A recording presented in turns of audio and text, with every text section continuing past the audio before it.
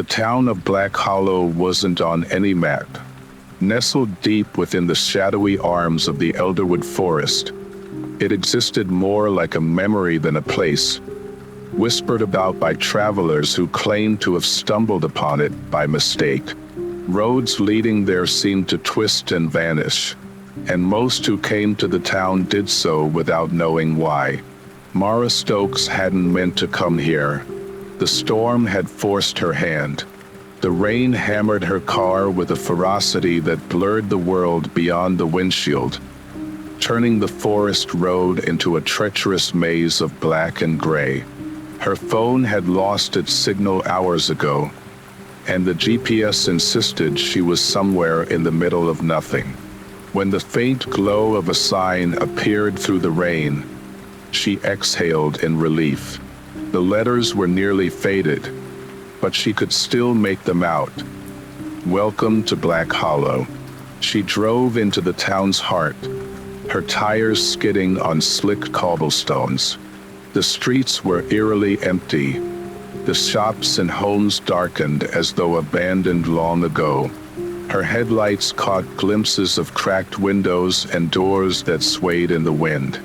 Mara pulled over in front of a building that seemed intact, a small inn with a faded sign above the door. The Hollow Hearth. The windows were dim, but a faint orange glow flickered within, promising warmth. The bell above the door jingled as she stepped inside, rainwater dripping from her jacket onto the warped wooden floor. The air smelled of damp wood and something faintly metallic. A fire crackled in the hearth, and a man emerged from the shadows behind the counter. "Evening," he said, his voice low and gravelly. His face was lined, his eyes sunken, as though he hadn't slept in days. "Caught in the storm, I see." Mara nodded, brushing rain-soaked hair from her face. "I need a room for the night, anywhere I can wait this out." The man's eyes lingered on her for a moment longer than she was comfortable with, but he nodded. "We don't get many travelers. Lucky for you, there's a room." He handed her a heavy iron key and gestured up the narrow staircase. As she climbed, Mara felt the inn's oppressive silence pressing in. The walls seemed too close, the wooden steps creaking with every move. Her room was at the end of the hallway, its door marked with a brass number 7. The room was sparse but serviceable. A bed with a threadbare quilt, a small desk, and a single window overlooking the darkened town square. She set her bag down and moved to the window, brushing aside the heavy curtains. The rain was relentless, blurring the shapes of the buildings below. And then she saw it. In the middle of the square, illuminated by the faint glow of a street lamp, stood a figure, motionless, watching. Mara blinked, her breath catching. When her eyes adjusted, the square was empty, but she couldn't shake the feeling that she wasn't alone. The storm raged on, rattling the windows and filling the room with the hollow howl of wind through cracks in the walls. Mara tried to shake off the unease, telling herself the figure in the square had been a trick of the rain and shadows. Yet, as she unpacked her bag, her thoughts kept circling back. Who or what had she seen? Sleep didn't come easily. The bed creaked with every movement, the springs groaning as though protesting her presence. She stared at the ceiling, listening to the rhythmic drumming of rain, her mind conjuring shapes and whispers in the darkness. A faint sound broke through, a soft tapping. Mara sat up, her pulse quickening. The sound wasn't coming from the door but the window. She hesitated, her breath shallow, before pulling herself out of bed and stepping cautiously across the room. The window pane was fogged from the chill, but she could see faint movement outside. Her fingers trembled as she wiped the glass clean. At first, she saw nothing but the rain-soaked square below. Then, slowly, her gaze shifted. A handprint, pale and ghostly, was pressed against the outside of the glass. She stumbled back, her heart hammering. The handprint began to fade as if dissolving into the mist. A loud knock at the door startled her, and she nearly screamed. She stared at the door, her mind racing. Was it the innkeeper? Someone else? Who is it? She called, trying to keep her voice steady. No answer.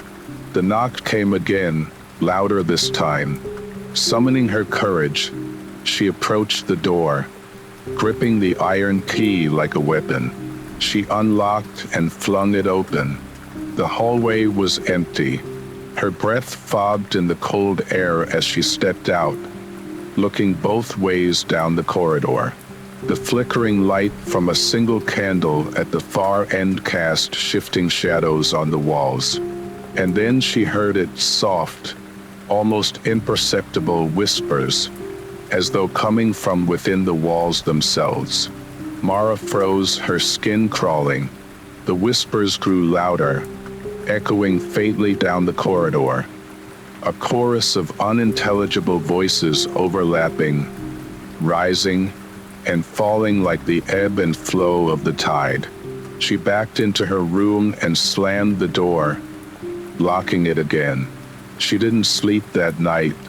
Morning came reluctantly, the storm clouds still hanging heavy over Black Hollow, turning the dawn into a muted gray. Mara stepped out of her room, her body weary but her mind alert. The events of the night played over and over in her head. The innkeeper was behind the counter again, nursing a cup of something steaming. He looked up as she descended the stairs. "Rough night?" he asked, his voice almost casual. Mara hesitated. Did she tell him? Would he believe her? "I heard something," she said finally, "tapping at my window, and whispers." The innkeeper's expression didn't change, but his grip on the cup tightened. "It's just the wind," he said quickly, too quickly. "This place gets to people, makes them imagine things. Did you see anyone in the square last night?" She pressed. He shook his head. "No one's out in weather like this." She frowned but decided to let it go, for now. Instead, she ventured outside.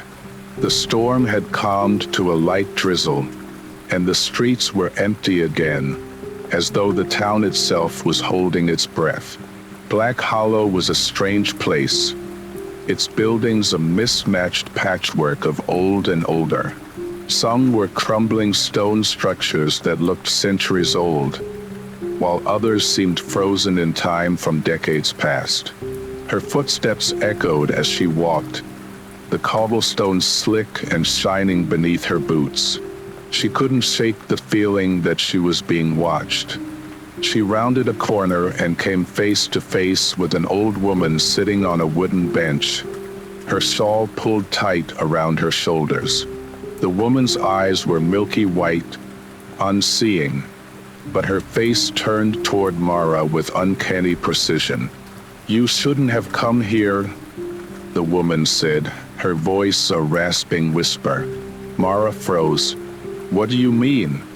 The woman didn't answer. Instead, she reached into her shawl and pulled out something small and wrapped in cloth.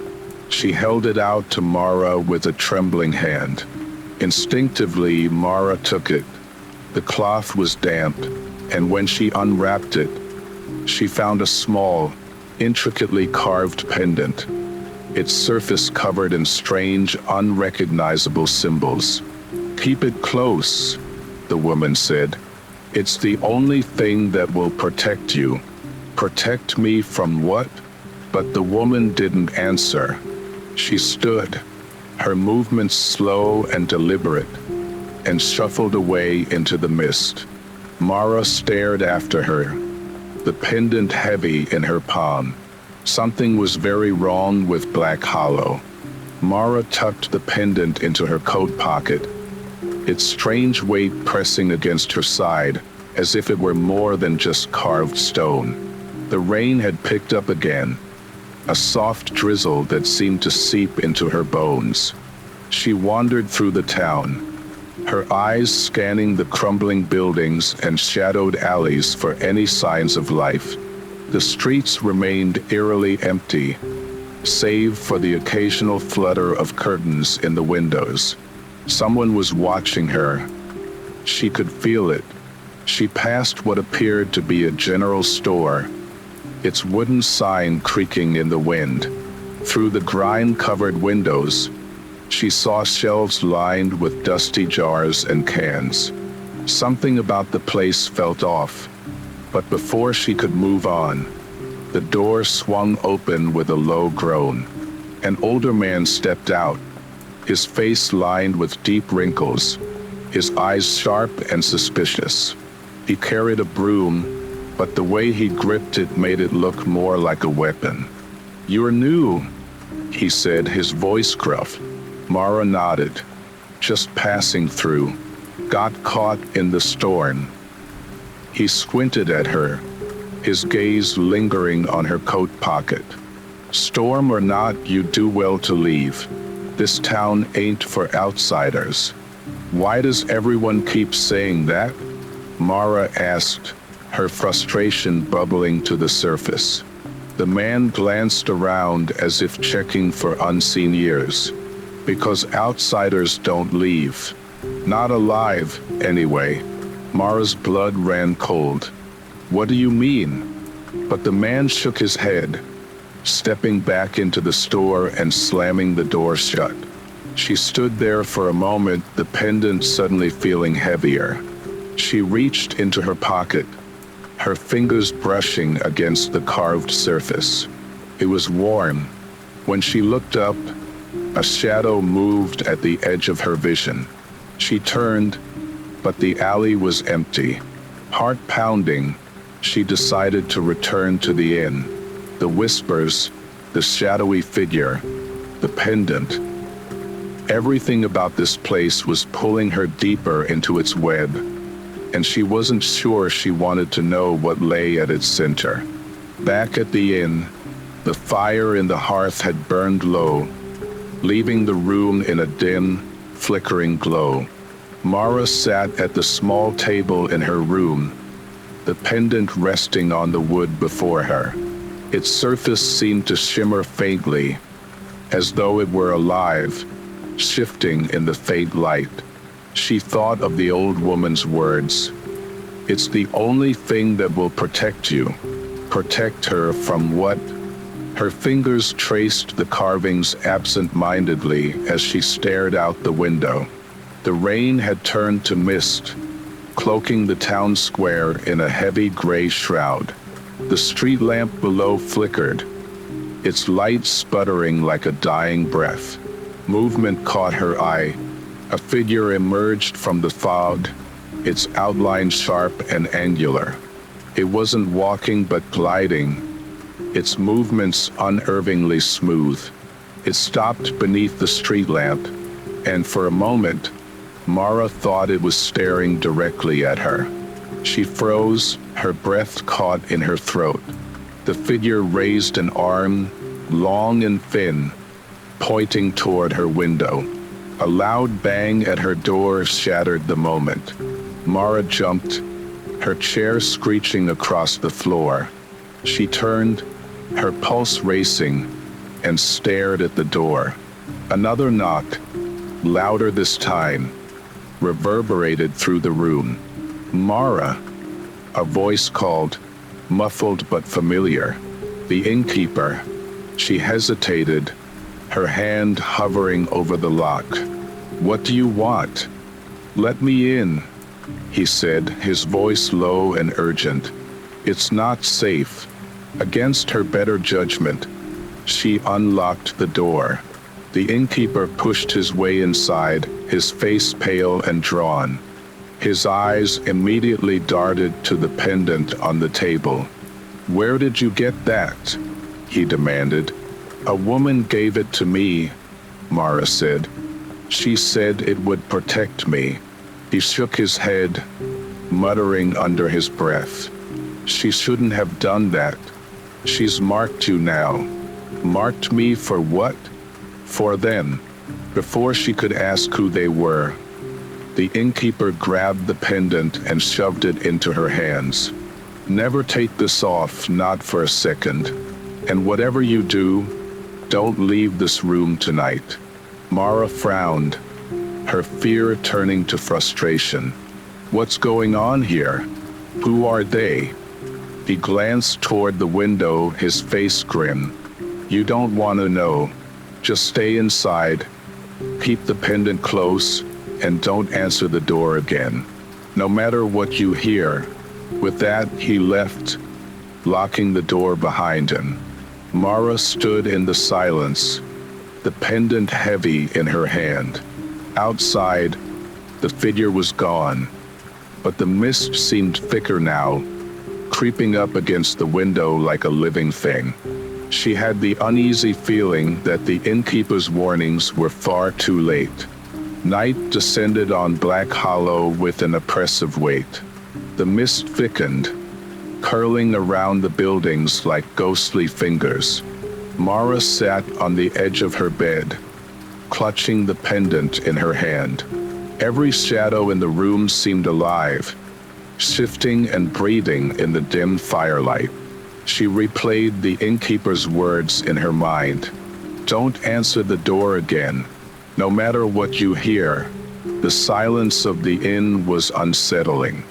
Even the storm outside seemed to have quieted, leaving only the faint creak of the wooden walls and the occasional drip of water from the eaves. Mara's nerves were stretched taut, her mind racing with questions she couldn't yet answer. A sound broke the silence. It was faint at first, a distant tapping, like fingernails against glass. Mara's breath caught, her eyes snapping to the window. The fog outside pressed against the pane, thick and impenetrable, but there was nothing there. The tapping grew louder, more insistent. She stood, her heart pounding, and took a cautious step toward the window. Her fingers trembled as she reached for the curtain, hesitating. The pendant in her hand grew warm, almost hot, as though warning her to stop. She backed away. The tapping stopped. A sudden knock at the door made her jump. It wasn't loud, but it carried a strange, hollow resonance that made her stomach twist. "Mara," a voice called. It was soft, almost melodic, and distinctly not the innkeeper's. Her blood turned to ice. "Mara, please let me in," the voice continued, pleading now. "It's not safe out here." She didn't move, her body frozen with fear. The pendant grew warmer still, its surface almost pulsing in her grip. Another knock, louder this time. Mara opened the door. "Please." She wanted to scream, to shout for the voice to leave, but her throat felt tight, her words caught in the swell of panic rising within her. The knock came again, a slow, deliberate rhythm that reverberated through the room.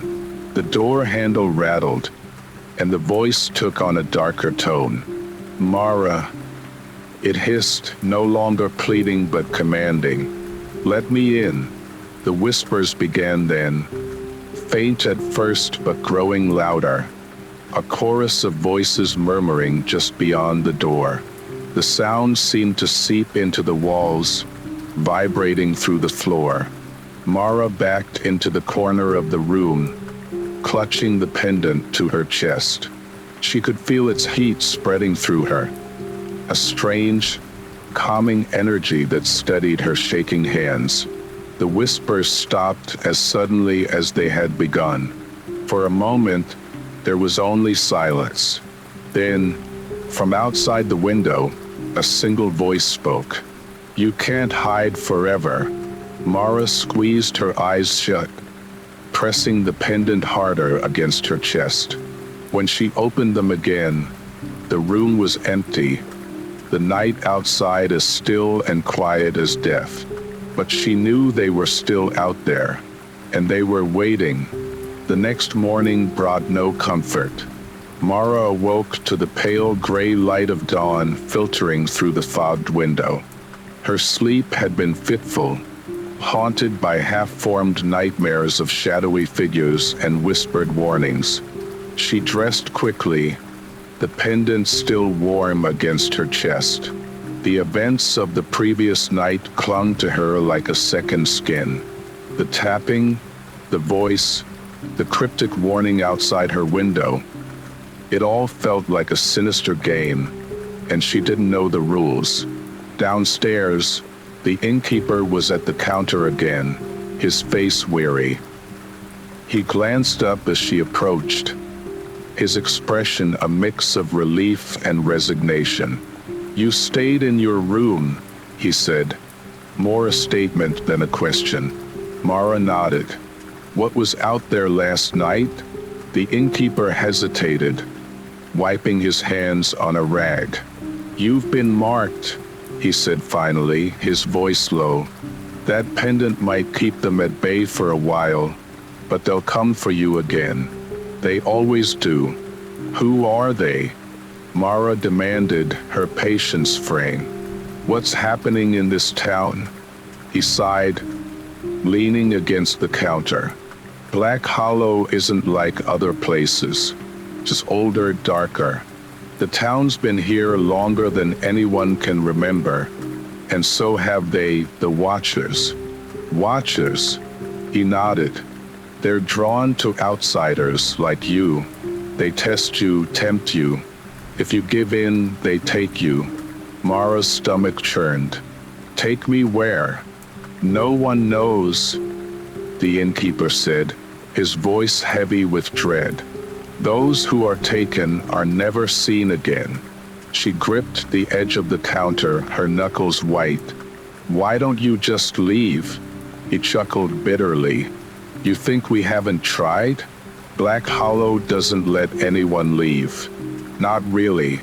You might get out, but you'll find yourself right back here, one way or another." Mara's mind reeled. Was this some elaborate prank? A shared delusion? Or was the town truly cursed? Before she could ask more, the door to the inn swung open with a loud creak. A man stepped inside, his face obscured by a wide-brimmed hat. His coat dripped with rainwater, and he carried an air of authority that made the room feel smaller. The innkeeper stiffened. "Sheriff." The man tipped his hat, revealing sharp features and piercing eyes that locked onto Mara. "You must be the newcomer," he said, his voice smooth and measured. Mara nodded cautiously. The sheriff's gaze flicked to the pendant around her neck, and his expression darkened. "You've gotten yourself involved in something you don't understand." "I didn't ask for any of this," Mara shot back. "Doesn't matter," the sheriff said, stepping closer. "You've been marked, and now you have two choices. You can stay and fight, or you can run and be hunted." "Hunted?" she repeated, her voice barely a whisper. The sheriff nodded grimly. "The Watchers don't stop once they've chosen you. They'll follow you wherever you go." Mara's pulse quickened. "How do I stop them?" The sheriff's eyes narrowed. "You don't. But there's one place they can't reach. An old chapel on the edge of town. It's been abandoned for years, but it's sacred ground. If you want to survive, you'll need to get there before nightfall." Mara glanced at the innkeeper, who gave a reluctant nod. "He's right. It's your only chance." The sheriff placed a firm hand on her shoulder. "You've got until sunset. After that, you're on your own." Mara swallowed hard, the weight of his words sinking in. She didn't have a plan, but she knew one thing for certain. She had to reach the chapel. The road to the chapel wasn't marked on any map. The sheriff's directions were vague at best. Follow the main road out of town until it narrows. Then look for the stone archway hidden in the trees. Mara packed what little she had: a flashlight, a bottle of water, and a fraying coat she'd found hanging in the inn's closet. The pendant hung around her neck, its warmth a constant reminder of the danger she faced. The town was eerily silent as she stepped outside. The fog clung to the ground, muffling her footsteps as she made her way down the empty streets. Shadows moved in the corners of her vision, fleeting and indistinct. She didn't dare look too closely. The road out of town was a narrow, uneven path lined with gnarled trees, their branches twisted overhead, forming an archway that blocked out what little sunlight the overcast sky offered. The deeper she went, the more the fog thickened, until it felt like she was walking through a dream. Then came the whispers. At first, she thought it was the wind, but the sound grew louder, more distinct. Voices layered over one another, speaking in a language she didn't recognize. They seemed to come from everywhere and nowhere, swirling around her like the mist. She gripped the pendant tightly, its warmth steadying her frayed nerves. "It's just in my head," she muttered to herself. "It's not real." But the whispers didn't stop. A branch snapped to her right, and she spun around, her flashlight cutting through the fog. The beam landed on nothing but empty forest, the underbrush undisturbed. Her breathing quickened. She turned back to the path and froze. A figure stood ahead, barely visible through the mist. It was tall and impossibly thin, its arms hanging unnaturally long at its sides. Its face, or what should have been its face, was featureless, a blank slate that seemed to absorb the light. Mara stumbled back, her heart hammering in her chest. The figure didn't move, but she could feel its gaze piercing through her. She clutched the pendant tighter, its heat now almost unbearable. The figure tilted its head slightly, as if curious, and then vanished, dissolving into the fog. Mara didn't wait to see if it would return. She broke into a run, the uneven road threatening to trip her with every step. The whispers grew louder, almost deafening, but she didn't stop. Ahead, she saw it, a crumbling stone archway partially obscured by the trees. Relief surged through her, giving her the strength to push forward. As she passed under the arch, the whispers stopped abruptly.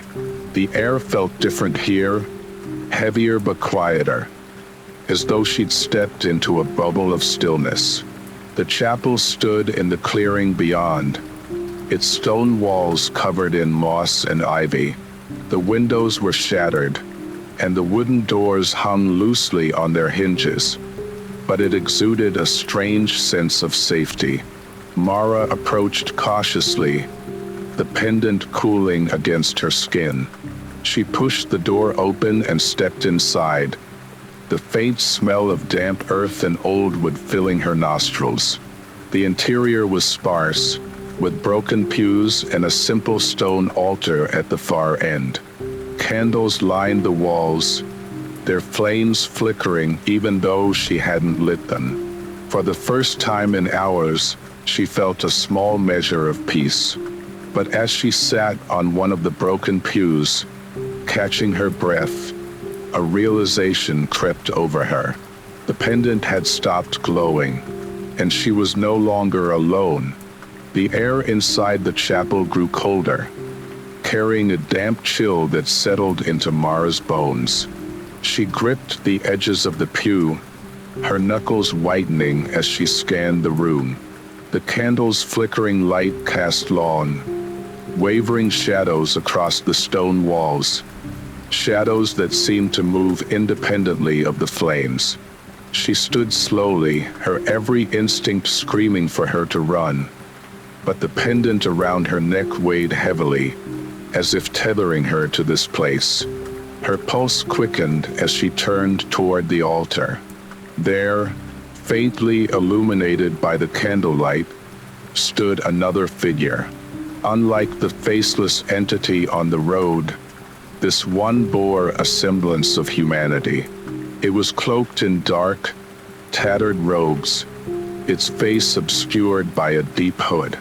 Beneath the fabric, faint glimmers of light danced where eyes should have been. "You came," the figure said, its voice hollow and resonant, reverberating through the empty chapel. Mara's throat tightened. Who are you?" The figure didn't move. "A guardian, a witness, one who sees the threads of fate as they unravel."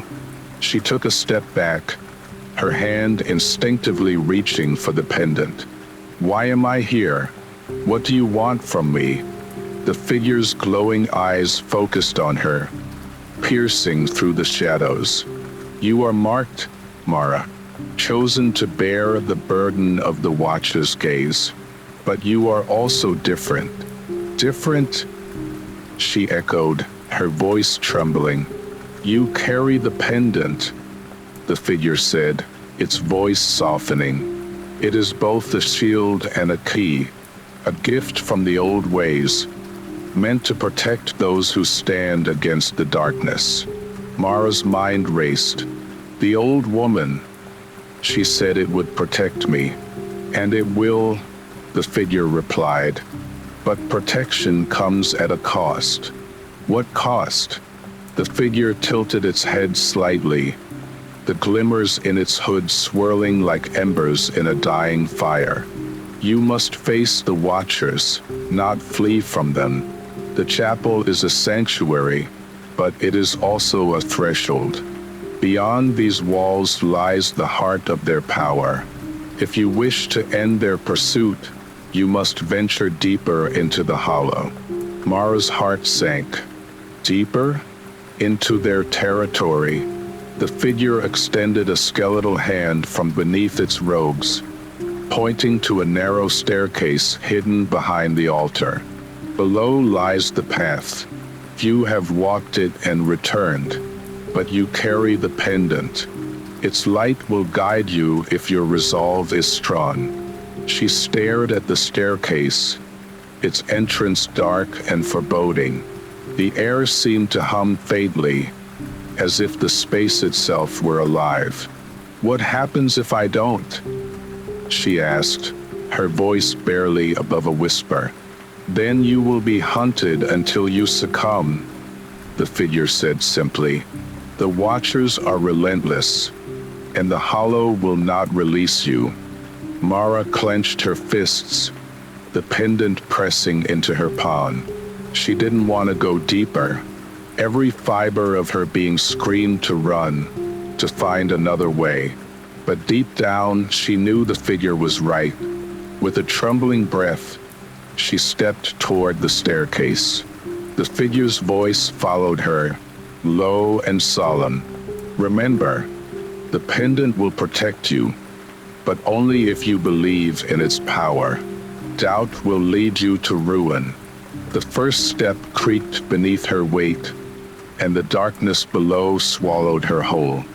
The staircase spiraled downward, its steps carved from uneven stone slick with moisture. The air grew colder and heavier with every step, pressing against Mara's chest like an invisible weight. The faint glow of the pendant cast just enough light to keep the darkness at bay, illuminating ancient carvings etched into the walls. The symbols were intricate, their meanings indecipherable, but they radiated an unsettling energy.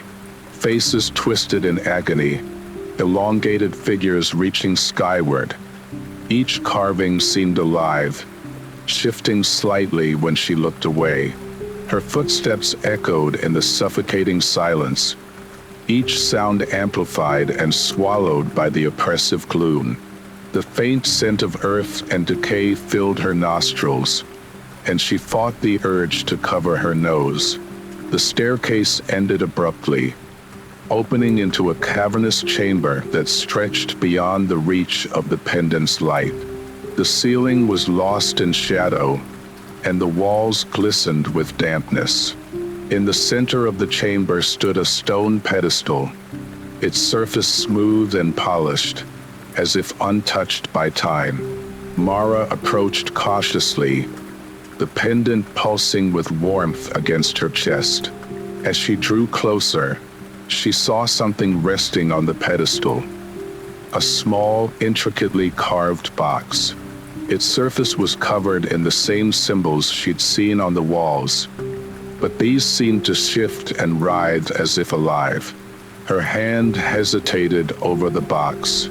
"You've come far," a voice said, breaking the silence. Mara spun around, her heart leaping to her throat. The hooded figure stood at the edge of the chamber, its glowing eyes fixed on her. "Few make it this far," it continued, its tone unreadable. "The box contains what you seek. What is it?" Mara demanded, her voice trembling. The figure stepped closer, its movements slow and deliberate. "A fragment of their power. A piece of the Watcher's essence, bound long ago by those who opposed them." Mara's gaze shifted to the box. "Why would I want their essence? To end their hunt," the figure said simply. "If you claim it, you can sever their hold on you. But be warned, once the box is opened, the Watchers will know.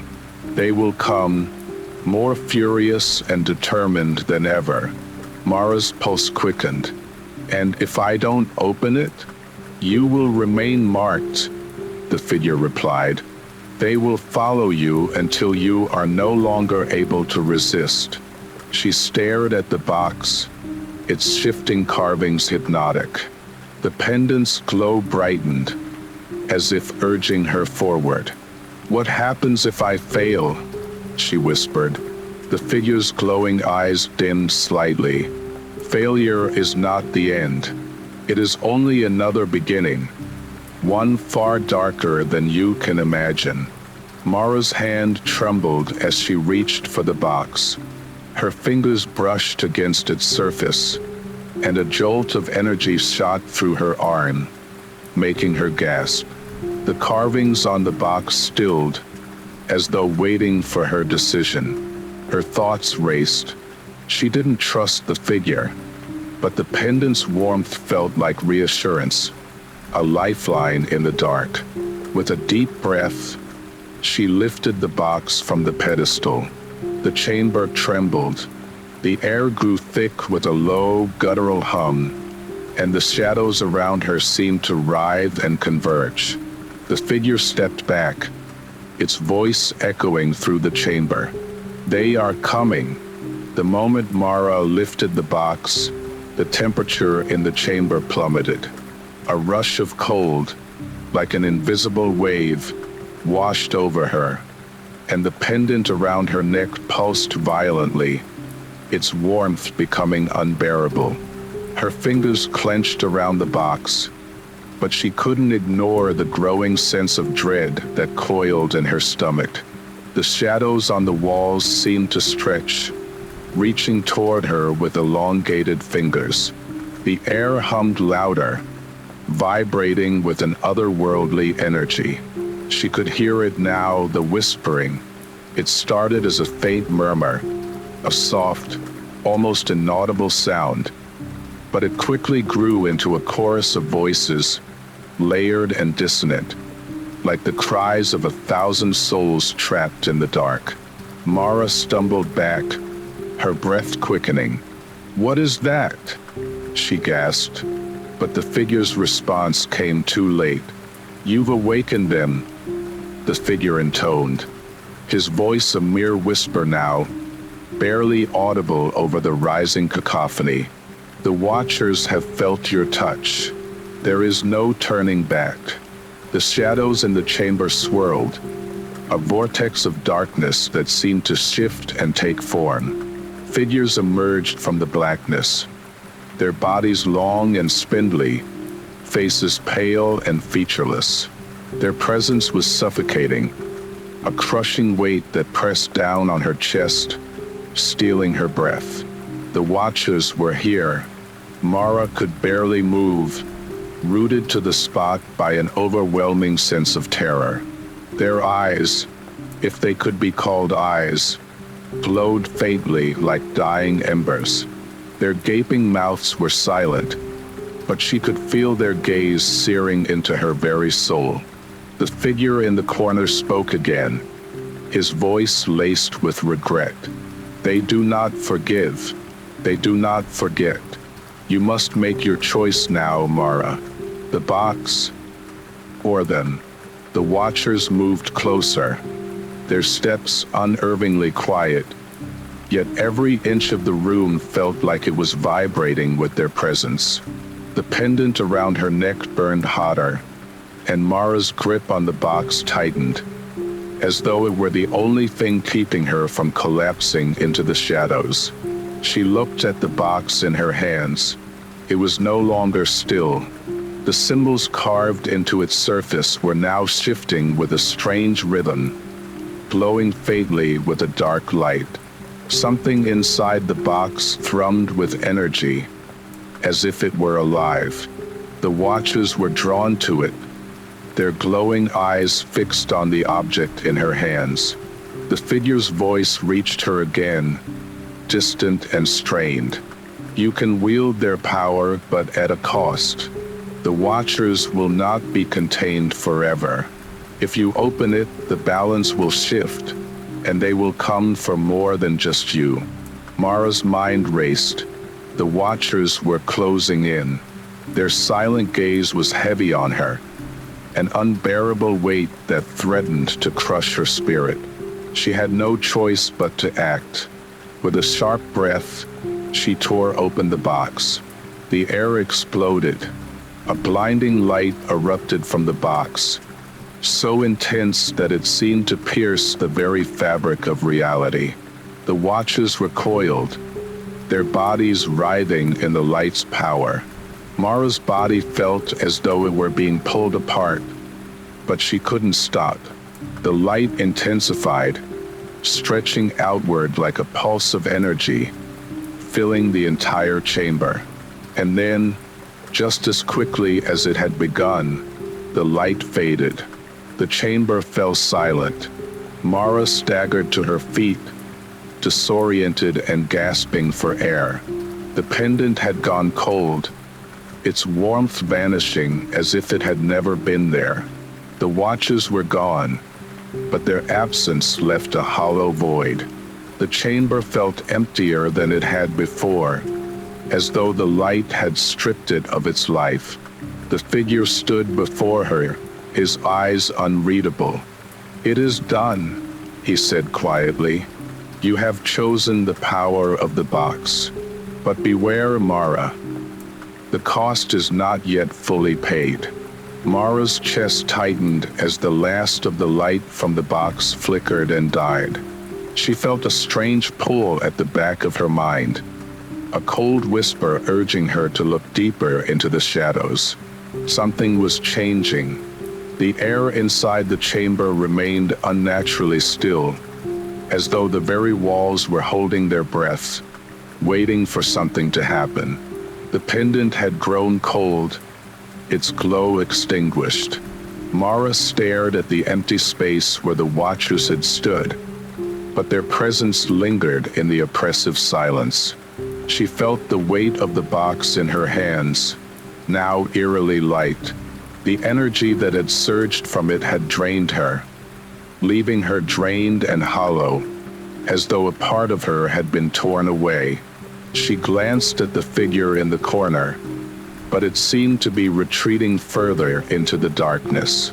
Did I make the right choice?" she asked, her voice barely a whisper. The figure did not answer at first. For a moment, it was as though he wasn't even there. Then, slowly, he stepped forward, his glowing eyes piercing the gloom. "You chose," he said simply, his voice cold and unyielding.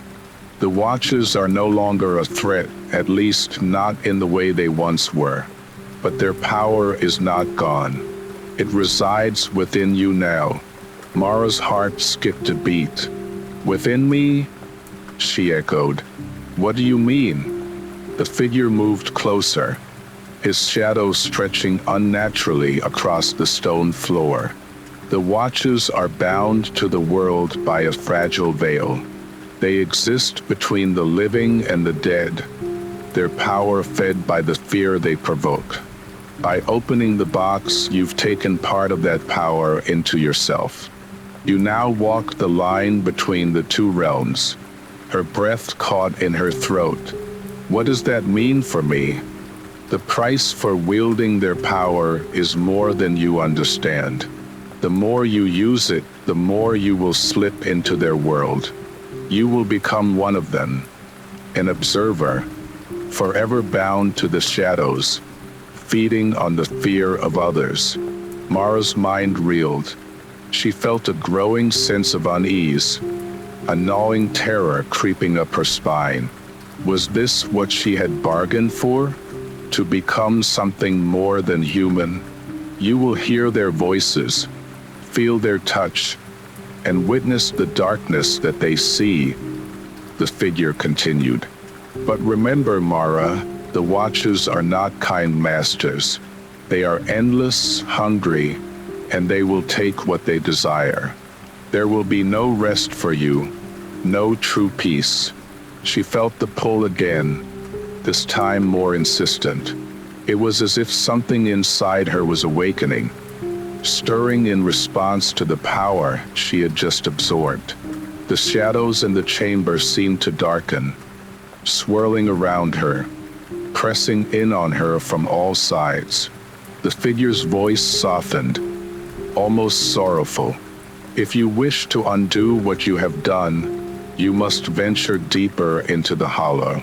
There lies a way to sever the bond you've made. But be warned, the path is fraught with danger, and not all who enter return." Mara's heart pounded in her chest. She couldn't stay here. The feeling of the Watcher's power inside her, pulling her towards something she couldn't understand, was unbearable.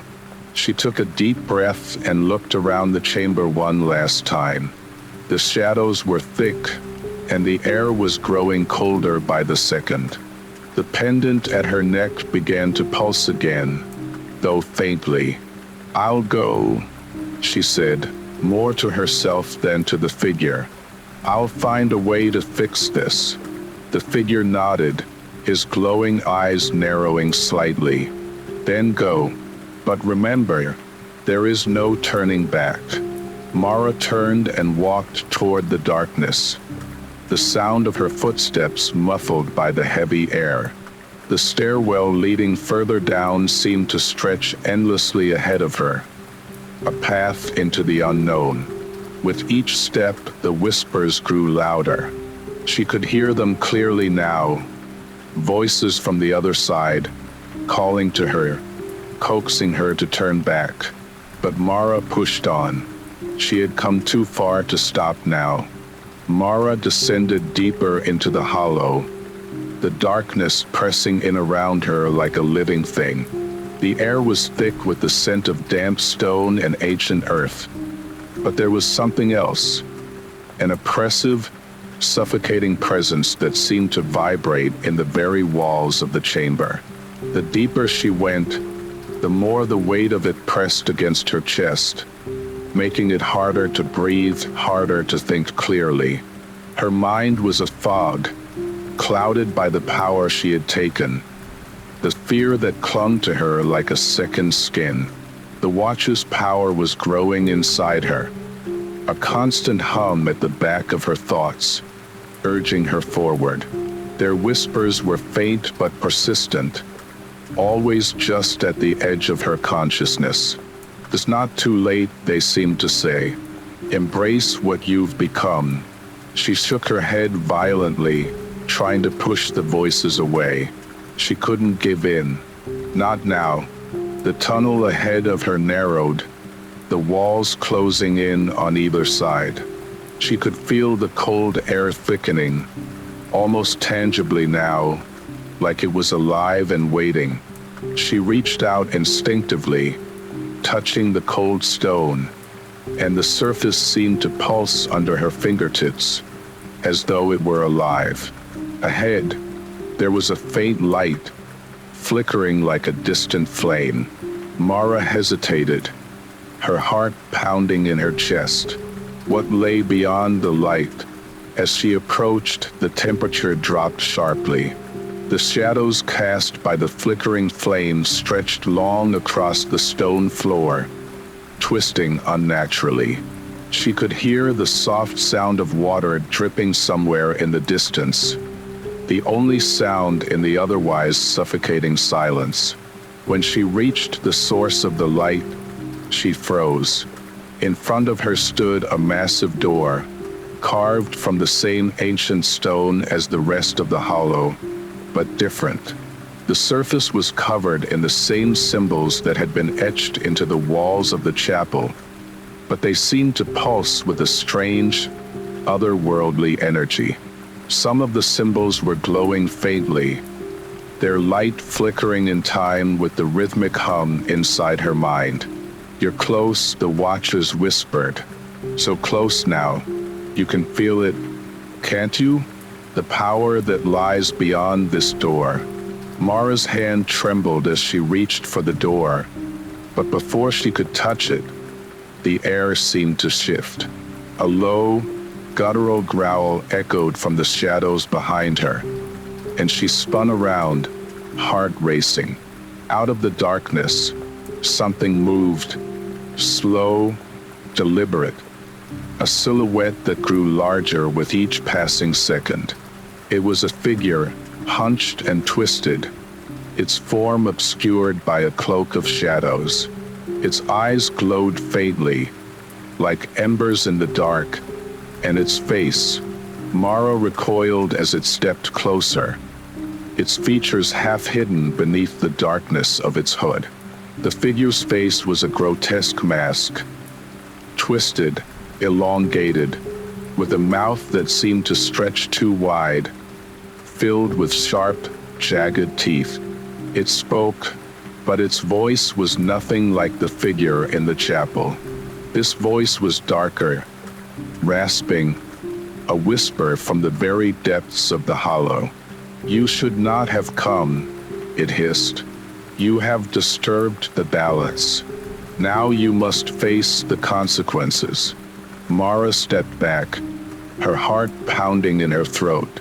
The pendant around her neck flared to life, its glow brightening as she grasped it, but it offered no comfort. The power of the Watchers was no longer hers to control. It was slipping away, and something darker was taking its place. "You've opened the door," the figure continued, its voice a low, guttural rasp. "But the hollow will not let you pass without a price." Mara's mind raced. The hollow had awakened, and she had disturbed something ancient, something more powerful than the Watchers. She could feel its presence closing in on her, feeding on her fear, growing stronger with every breath. She had no choice now. She had to open the door, face whatever lay beyond it, and hope that the price she was about to pay wouldn't be her soul. With a trembling hand, she placed her palm against the cold surface of the door. The symbols glowed brighter, and the growl of the creature behind her deepened into something more menacing. She could feel the darkness pressing against her, suffocating her, urging her to turn back. But Mara wasn't going to turn back. She was going to end this.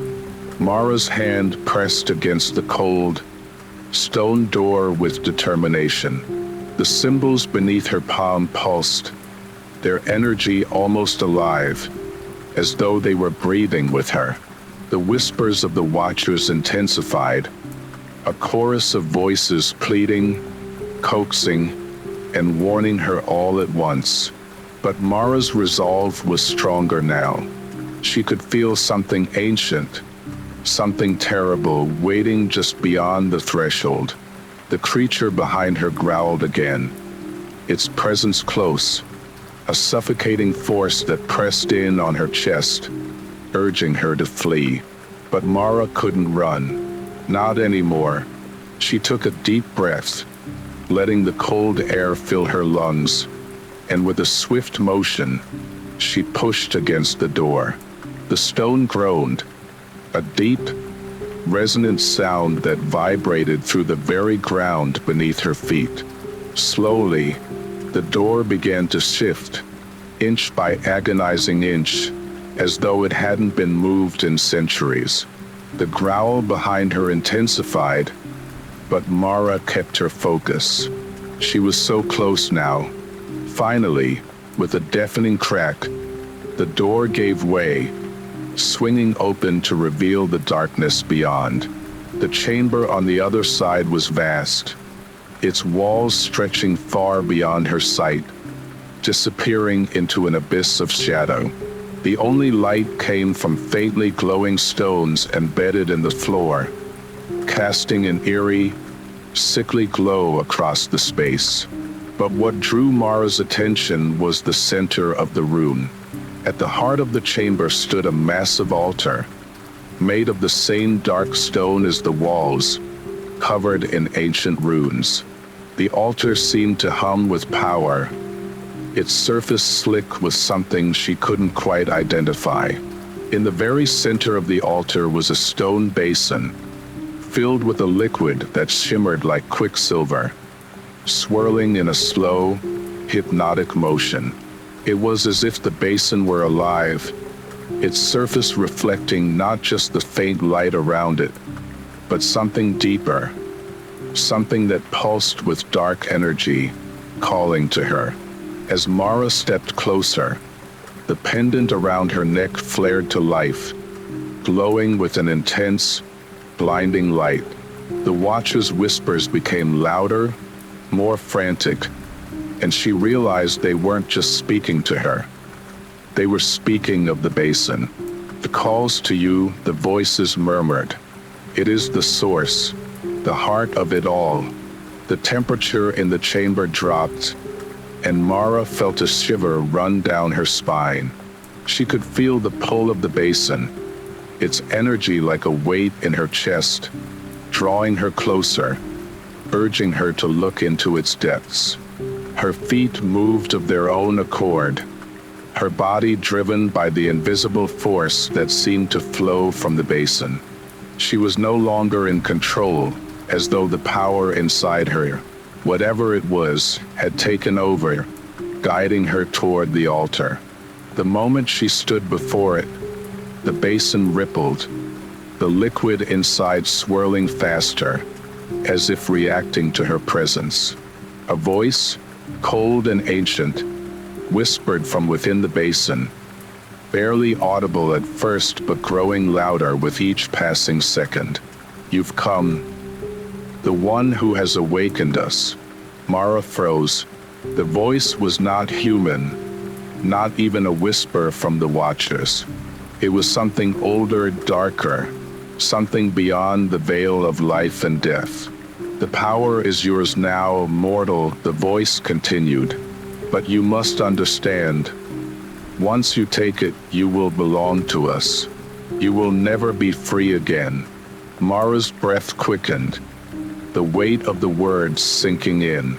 She had already chosen the Watcher's power, had already crossed a line that couldn't be uncrossed.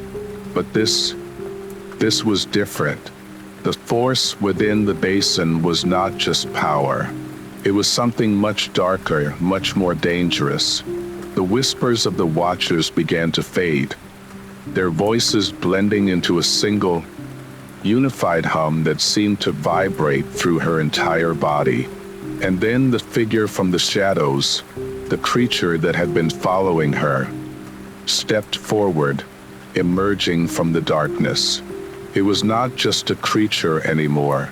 It was a presence, something both terrifying and ancient, its eyes glowing with the same unnatural light as the symbols on the door.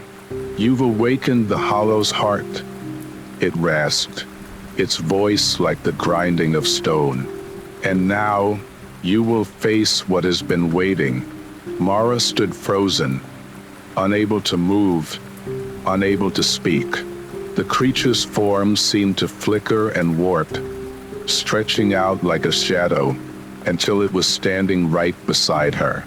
Its eyes bored into her, its breath a cold wind on her skin. "You are the key," the creature continued, "and the price you pay will be greater than anything you can imagine." Mara's heart raced. She could feel the darkness pressing in on her, surrounding her, suffocating her. The watchers had faded, but their power had left a mark on her. The basin, too, was a part of that power, a part of the curse she had embraced. There was no turning back. Mara raised her hand, trembling, and reached toward the liquid in the basin. The moment her fingers touched the surface, the world seemed to collapse in on itself. The chamber around her flickered and disappeared, replaced by a vast, empty void, a place that felt like it existed outside of time itself. She was no longer standing in the hollow. She was somewhere else, somewhere deeper. And there, in the void, she saw them, the watchers, but they were different now. Shapeless, monstrous figures, their eyes burning with an insatiable hunger. They were waiting for her. Mara's breath caught in her throat as the shadowy forms of the watchers loomed before her. Their eyes burned with a fierce, predatory hunger, their vast, undefined bodies twisting and shifting in the endless void. Their presence was overwhelming, suffocating, as though the very air around her was alive with their malice.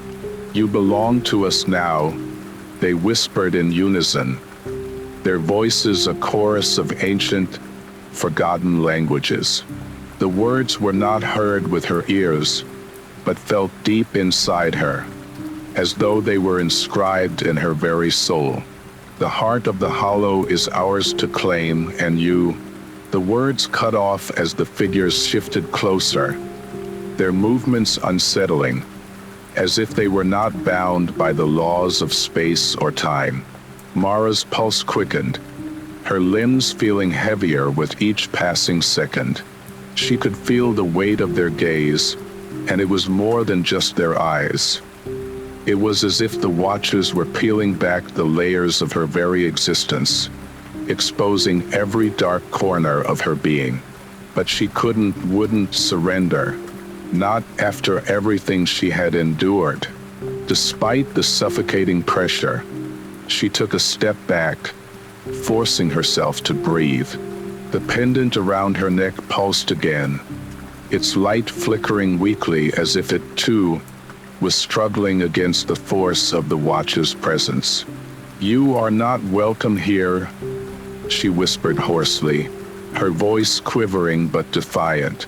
The Watcher's glowing eyes narrowed, their faces becoming clearer, though they still seemed distorted, as if they were never truly solid, never truly human. Their forms shifted in grotesque ways, their faces warping into monstrous masks of fear and anguish.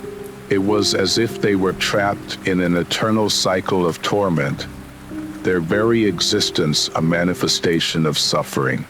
"You cannot banish us," one of them spoke, its voice a slow, drawn-out whisper, filled with ancient malice. You have called us, and now you must face the cost of your actions. The chamber around them began to crack and fracture, the ground trembling beneath her feet.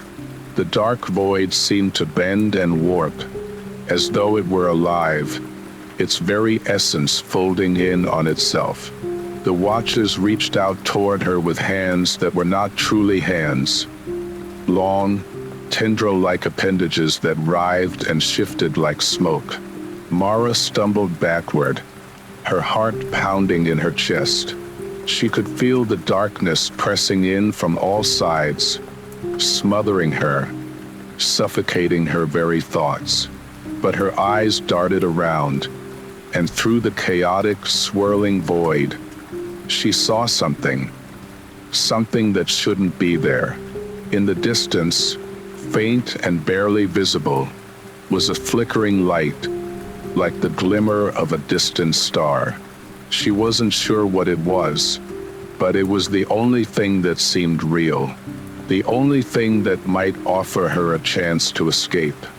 With a renewed surge of determination, Mara took a step toward the light, her legs unsteady, her body fighting against the oppressive darkness that sought to pull her under. The Watcher's laughter echoed behind her, a sound that made her blood run cold, but she kept moving. She had to.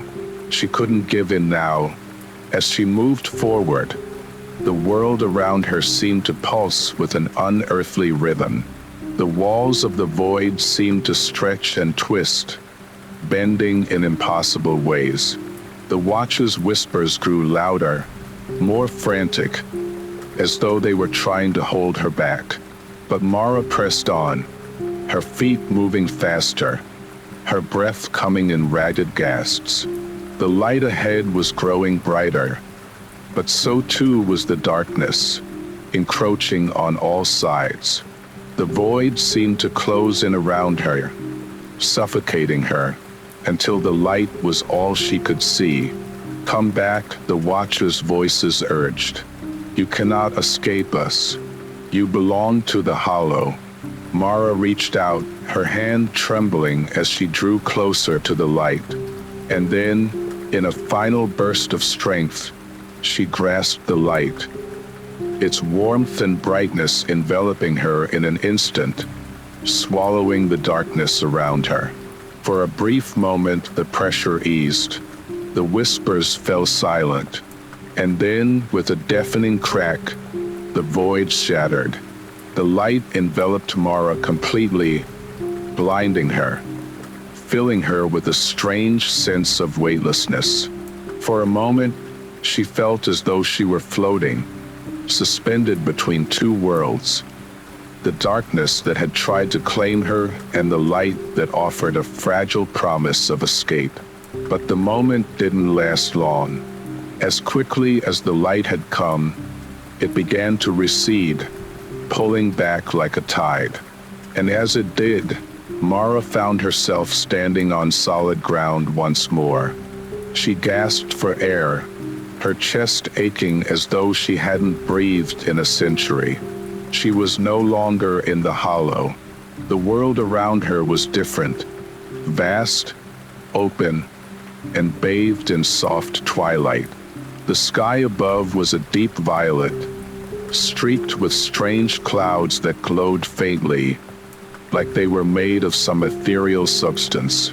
The ground beneath her feet was soft, like moss, and the air was thick with the scent of something unfamiliar, a mixture of earth, flowers, and something darker, like decay. Mara looked around, disoriented, but something in the atmosphere calmed her. The oppressive weight of the Watcher's presence was gone, replaced by an eerie stillness. But it wasn't a peaceful stillness. There was something wrong here, something that didn't belong. She could feel it, like an electric hum in the air. She had escaped the Watchers for now, but where was she, and what was this place? A soft rustling sound interrupted her thoughts. She turned sharply, her hand instinctively reaching for the pendant around her neck. But the familiar warmth was gone. The pendant had grown cold. Its light faded. She could feel the loss, the absence of something that had once been so tightly bound to her. Then she saw it. From the shadows of a nearby tree, a figure stepped forward. Tall, cloaked in shadow, its face hidden beneath a hood. For a moment, Mara thought it might be another creature from the hollow, but this one felt different. Its presence less suffocating, yet no less ominous. The figure stood still, observing her, as though waiting for something.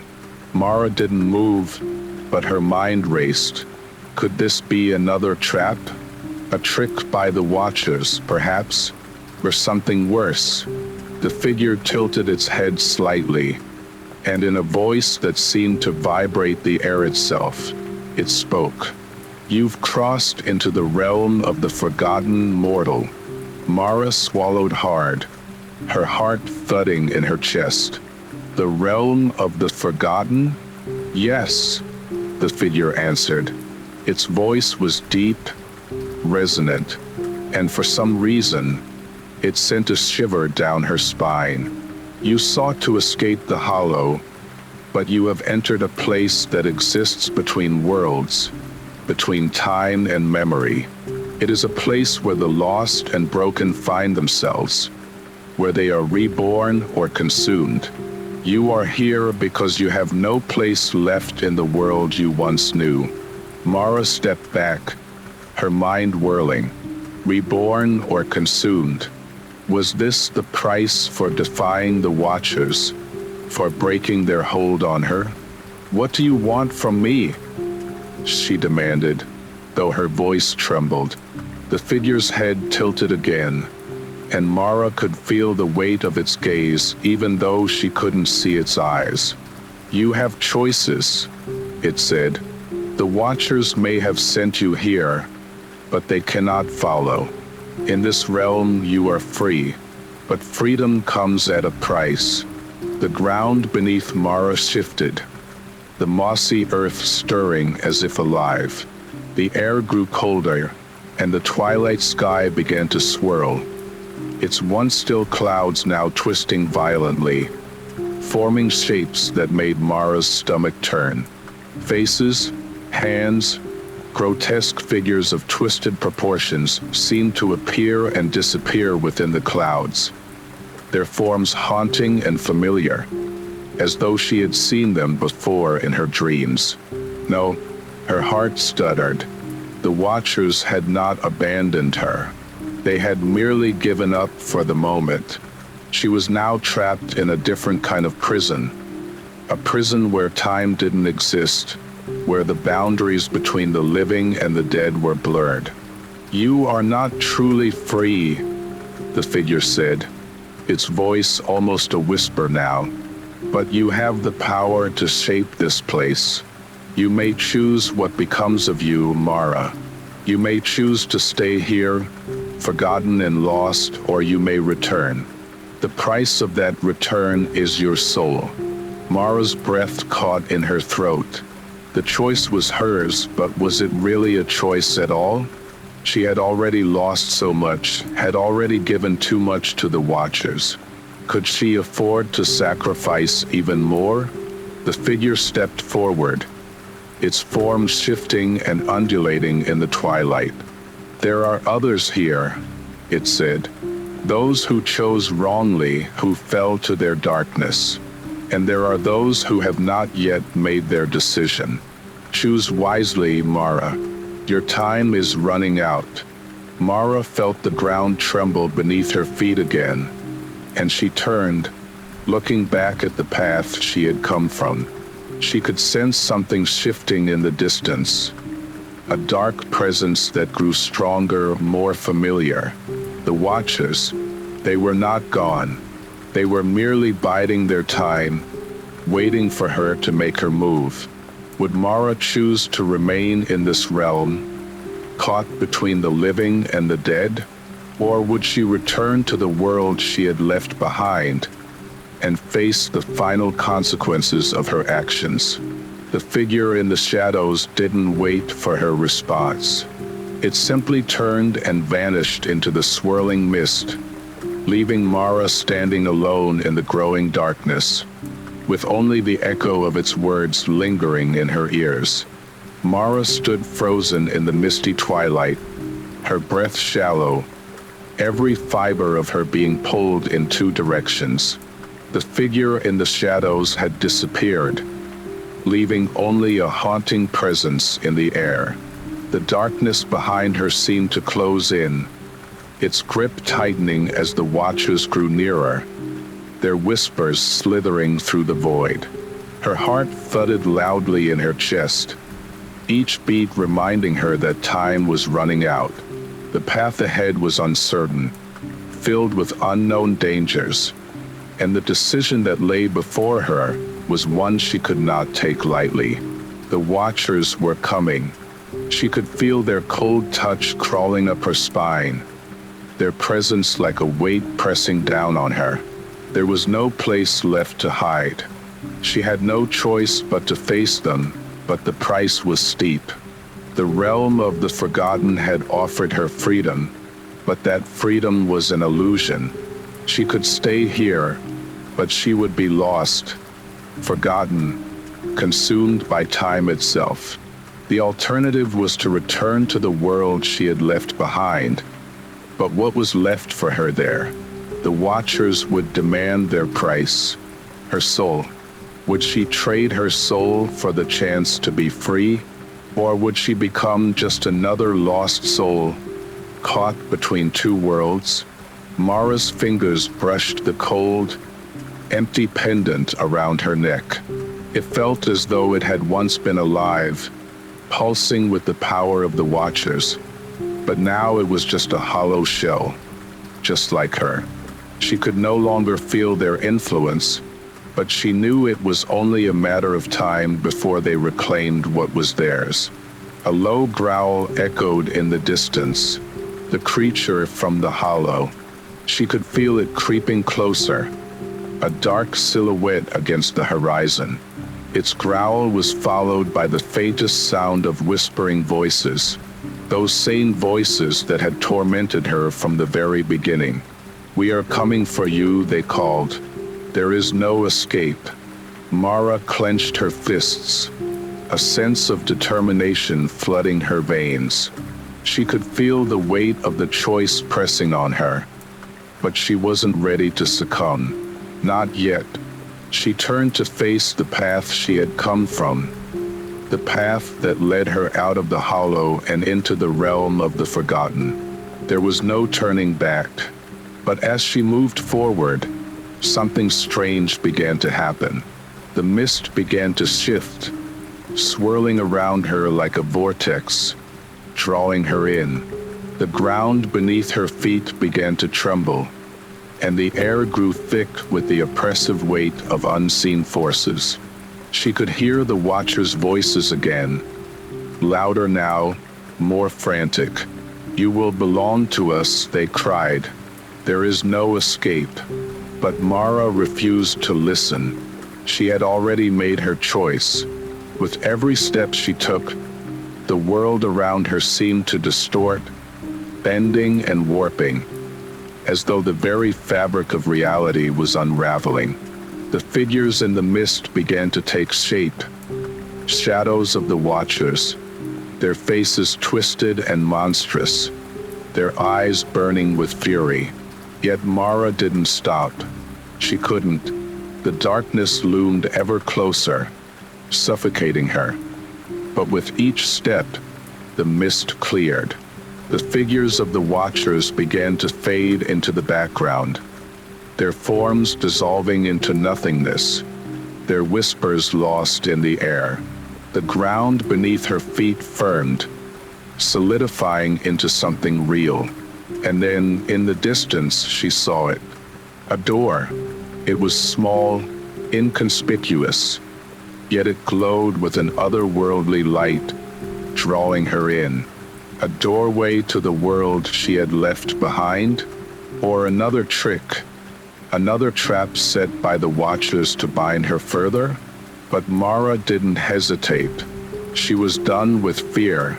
She had no time to second-guess herself. The door creaked open as she approached, the light spilling from within, warm and inviting. Her heart raced. It was time to return. She stepped forward, crossing the threshold into the unknown. Mara stepped through the door, the warmth of the light wrapping around her like a comforting blanket. The world she had left behind felt like a distant memory, fading in the back of her mind as the light took over her senses. For a moment, there was nothing. No Watchers, no dark realm, no looming threat. Just the soft glow of the light that seemed to pulse with every beat of her heart. Then, suddenly, the light flickered and vanished, leaving her standing alone in the familiar world she had once known. But it was different now. The air was heavy with an unnatural stillness, the kind that made Mara's skin crawl. She stood in the middle of a dense forest, one she knew well, but something was off. The trees loomed tall and twisted, their branches curling like skeletal fingers.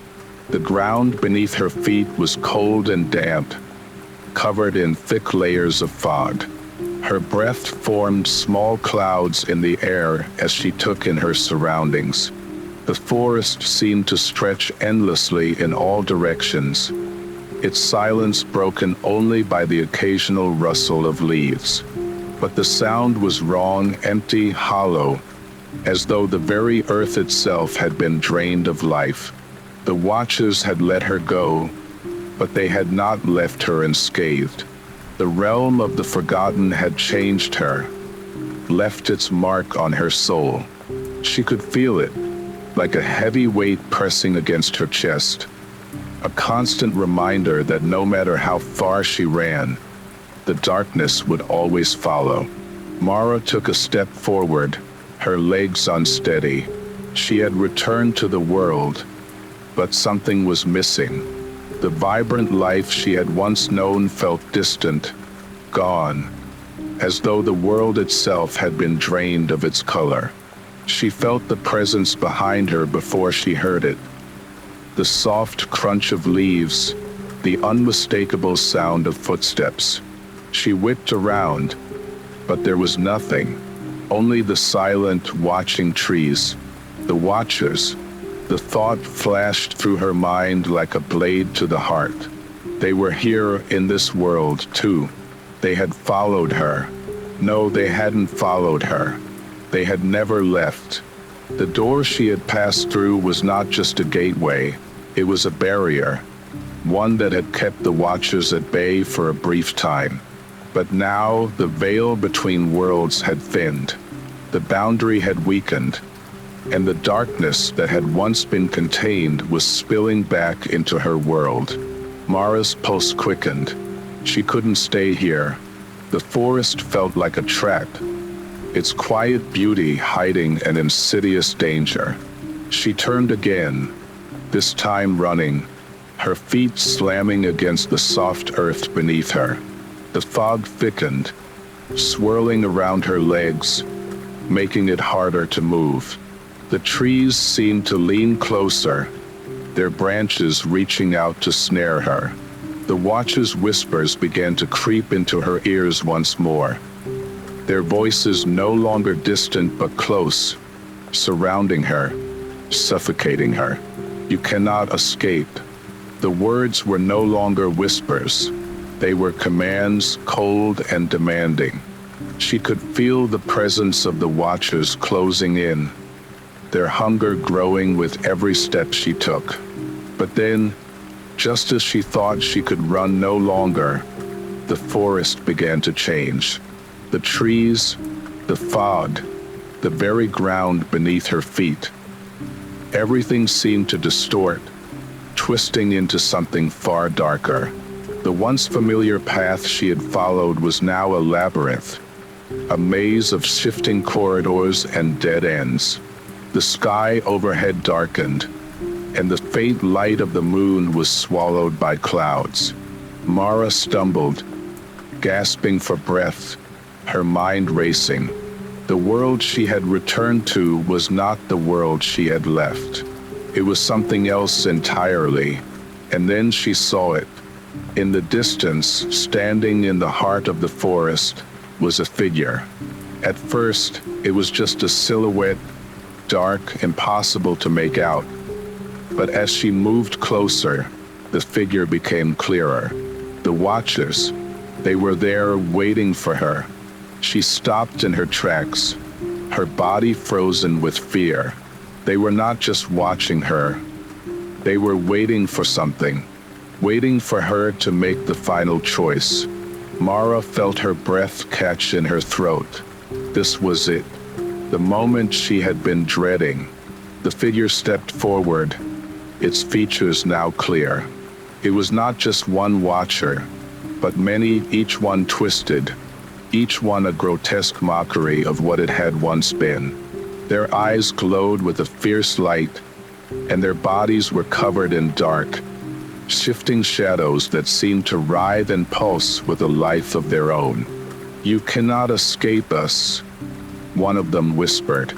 Its voice was a twisted, unnatural version of her own thoughts. "You belong to the Hollow. You belong to us." Mara's heart pounded in her chest, her limbs trembling. She had thought she could outrun them, but she had been wrong. The Watchers had never truly left. They had only been waiting, patiently biding their time. And now they had come to collect. Mara swallowed hard, her mind spinning. The world around her seemed to collapse, the forest closing in like a trap.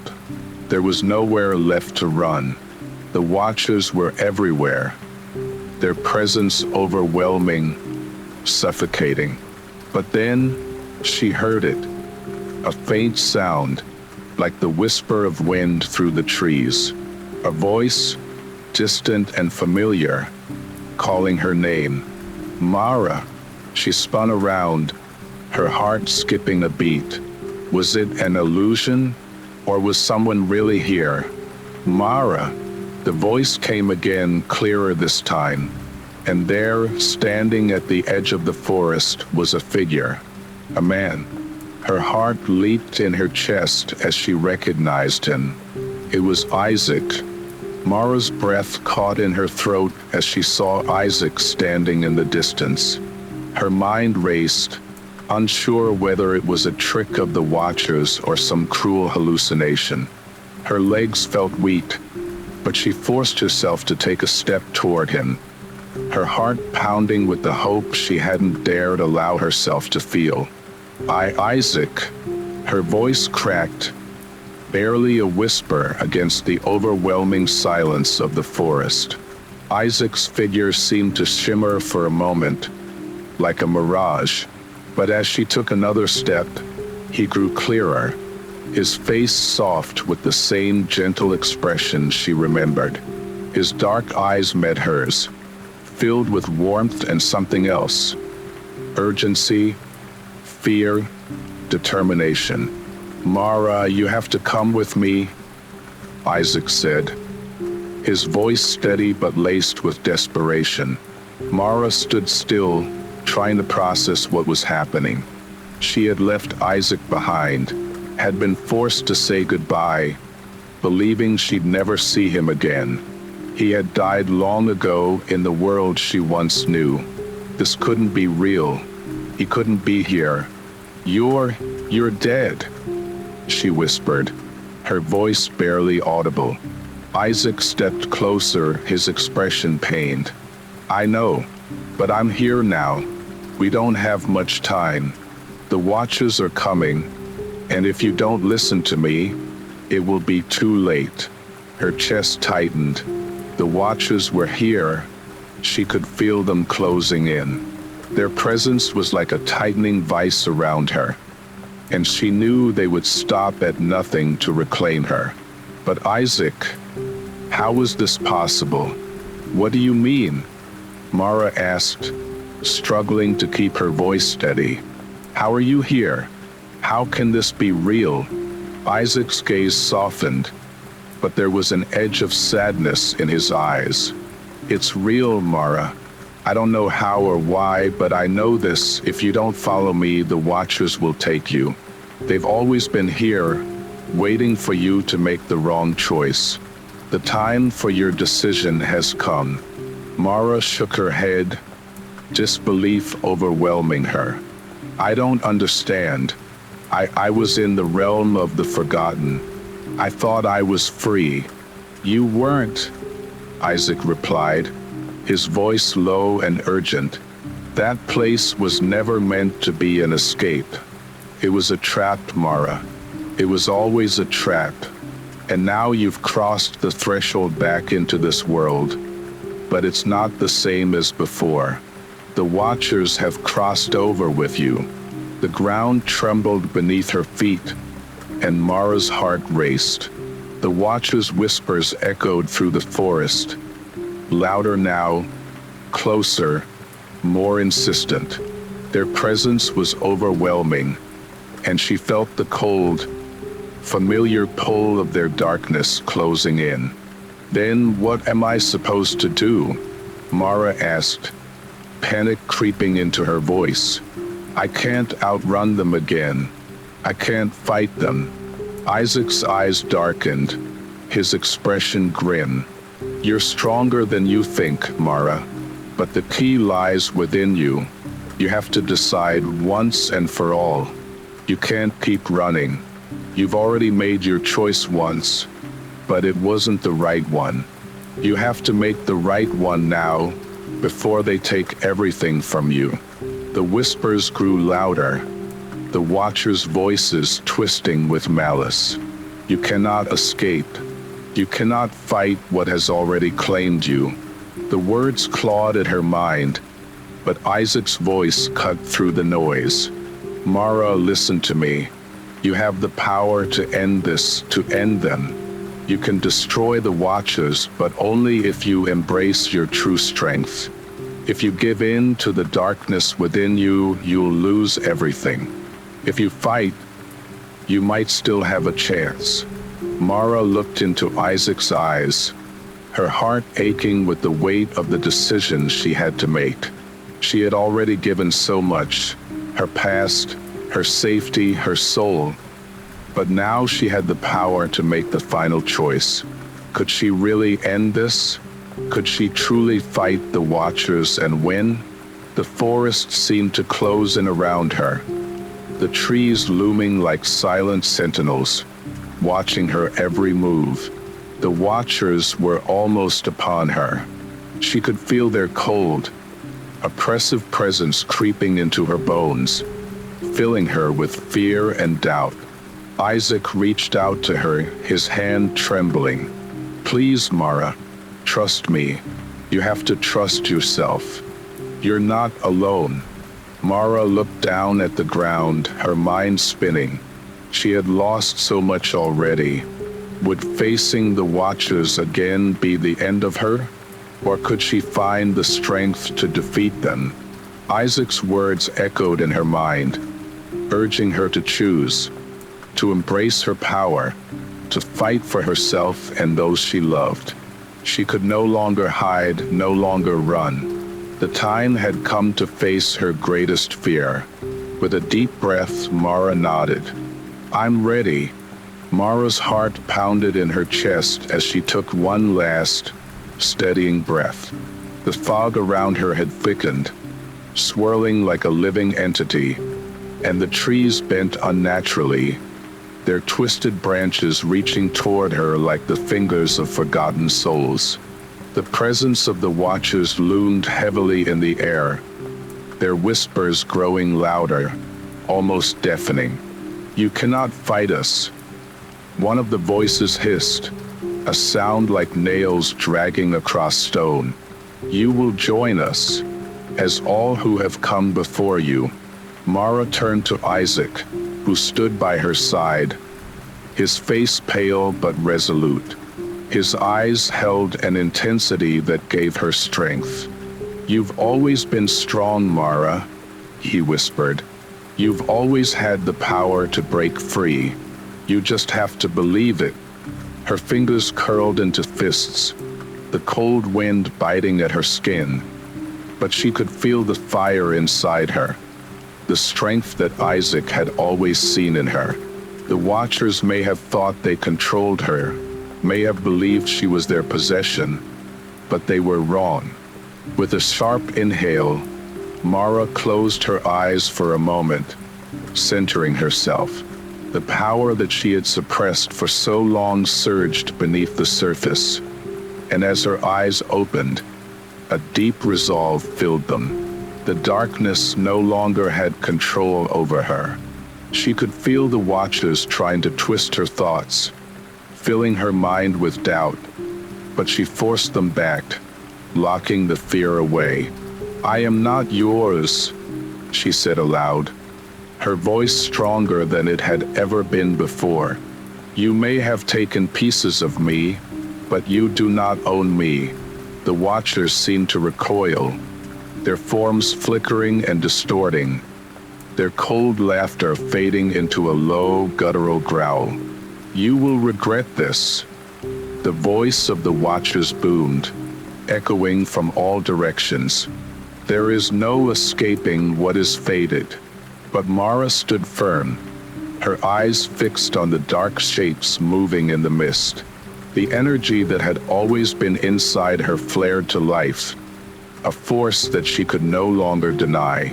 Isaac stepped closer, his hand reaching out. "Together," he said softly, his voice a calm anchor amidst the storm of chaos. Mara nodded, gripping his hand tightly. She could feel his warmth, his presence grounding her in the face of the looming darkness. And with that connection, something clicked deep inside her. She was not alone in this fight. The Watchers surged forward, their twisted, shadowy forms swirling like black smoke, their eyes burning with an insatiable hunger. Mara raised her free hand, feeling the energy crackle around her like static. The Watchers seemed to falter, as if the very air itself had turned against them. "No." The Watchers hissed in unison, their voices layered with fear. "You cannot." But it was too late. With a single, forceful motion, Mara unleashed the power within her. A wave of pure energy burst from her, a blinding light that cut through the mist like a knife. The Watchers shrieked, their forms disintegrating in the light, their screams fading into nothingness. The darkness that had plagued her for so long began to unravel, the oppressive force dissipating as the light expanded. Isaac held her hand tightly, his presence a steady anchor as the world around them trembled. The mist parted, the trees straightened, and the forest that had once been so menacing now seemed to breathe with life again, as if the Watcher's curse had been lifted. Mara stood tall, her chest heaving as the last remnants of darkness faded away. The forest, once a labyrinth of fear, was now quiet, peaceful even. The fog lifted, revealing the first stars in the sky, their light soft and welcoming. "We did it," Isaac said, his voice full of awe. Mara nodded, her heart still racing, but with a sense of victory that washed over her like a wave. The Watchers were gone, their influence erased, their power broken. She had made her choice and she had won. But as the silence settled around them, Mara couldn't help but wonder if this victory would truly last. The Watchers may have been vanquished for now, but the darkness had a way of lingering, of finding new ways to take root. She turned to Isaac, her face reflecting the weight of their journey. "What now?" she asked, her voice soft but filled with determination. Isaac smiled gently, his eyes filled with the same quiet strength. Now we rebuild. We find peace. Together. Mara looked up at the sky, the stars now fully visible, shining bright and clear.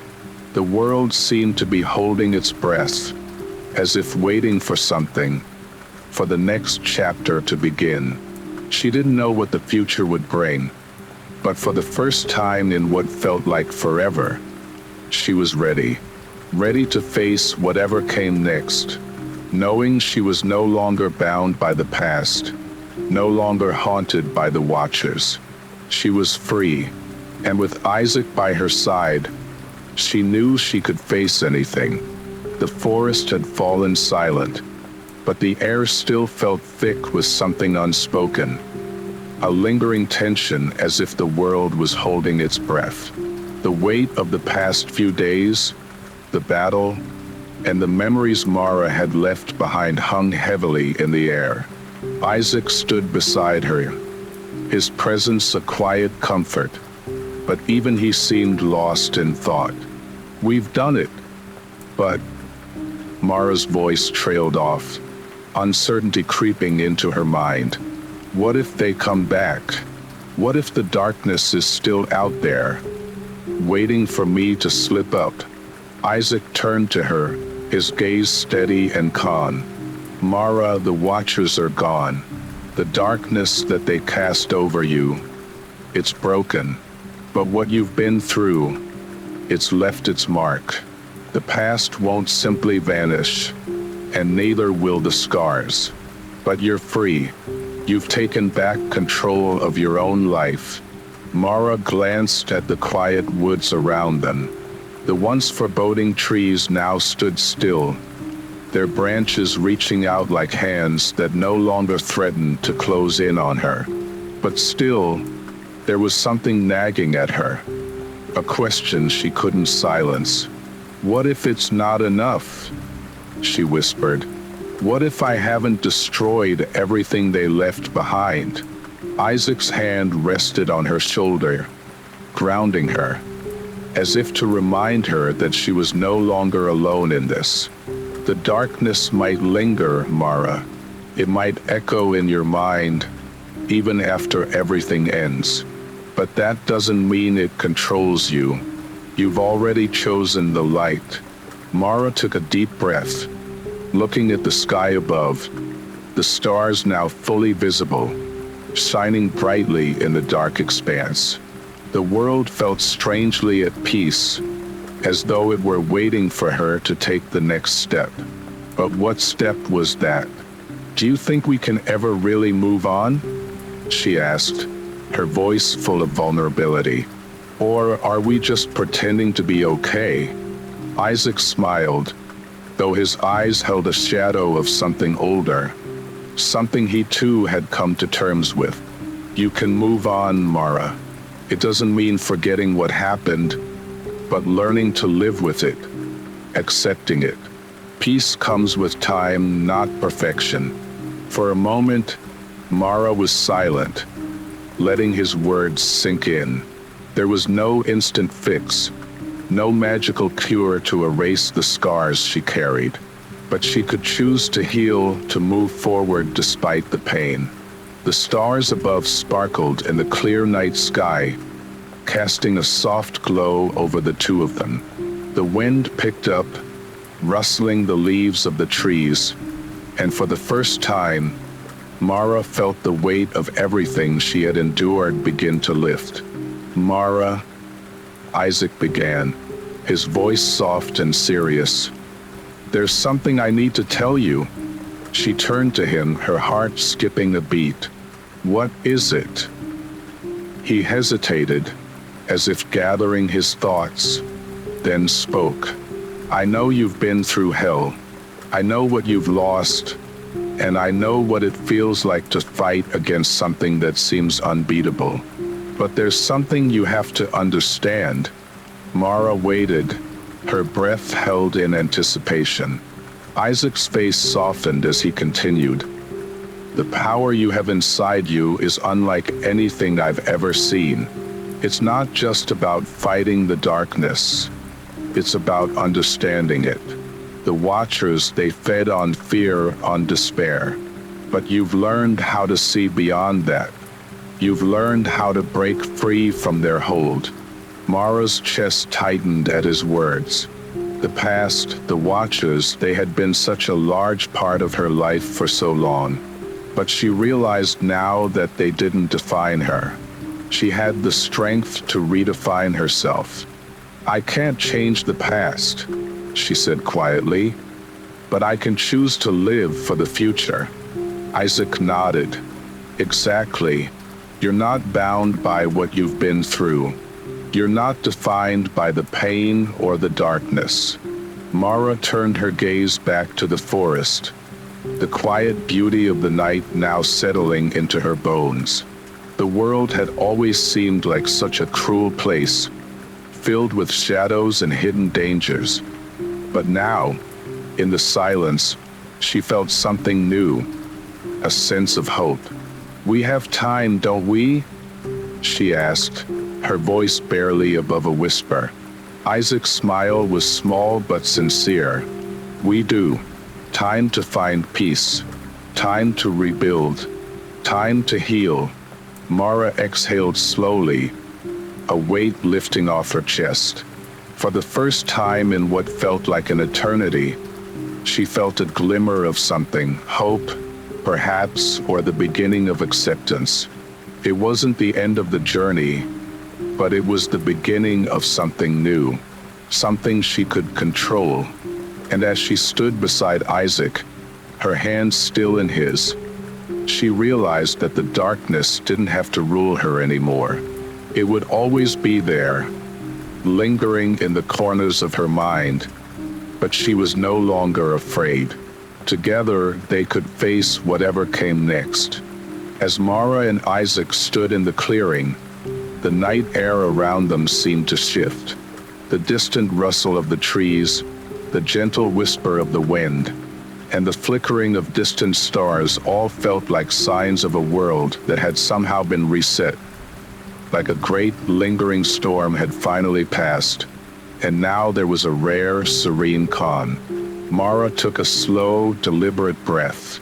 For so long, the world had been a battleground, her mind a war zone between the shadows that sought to claim her and the light that fought to free her.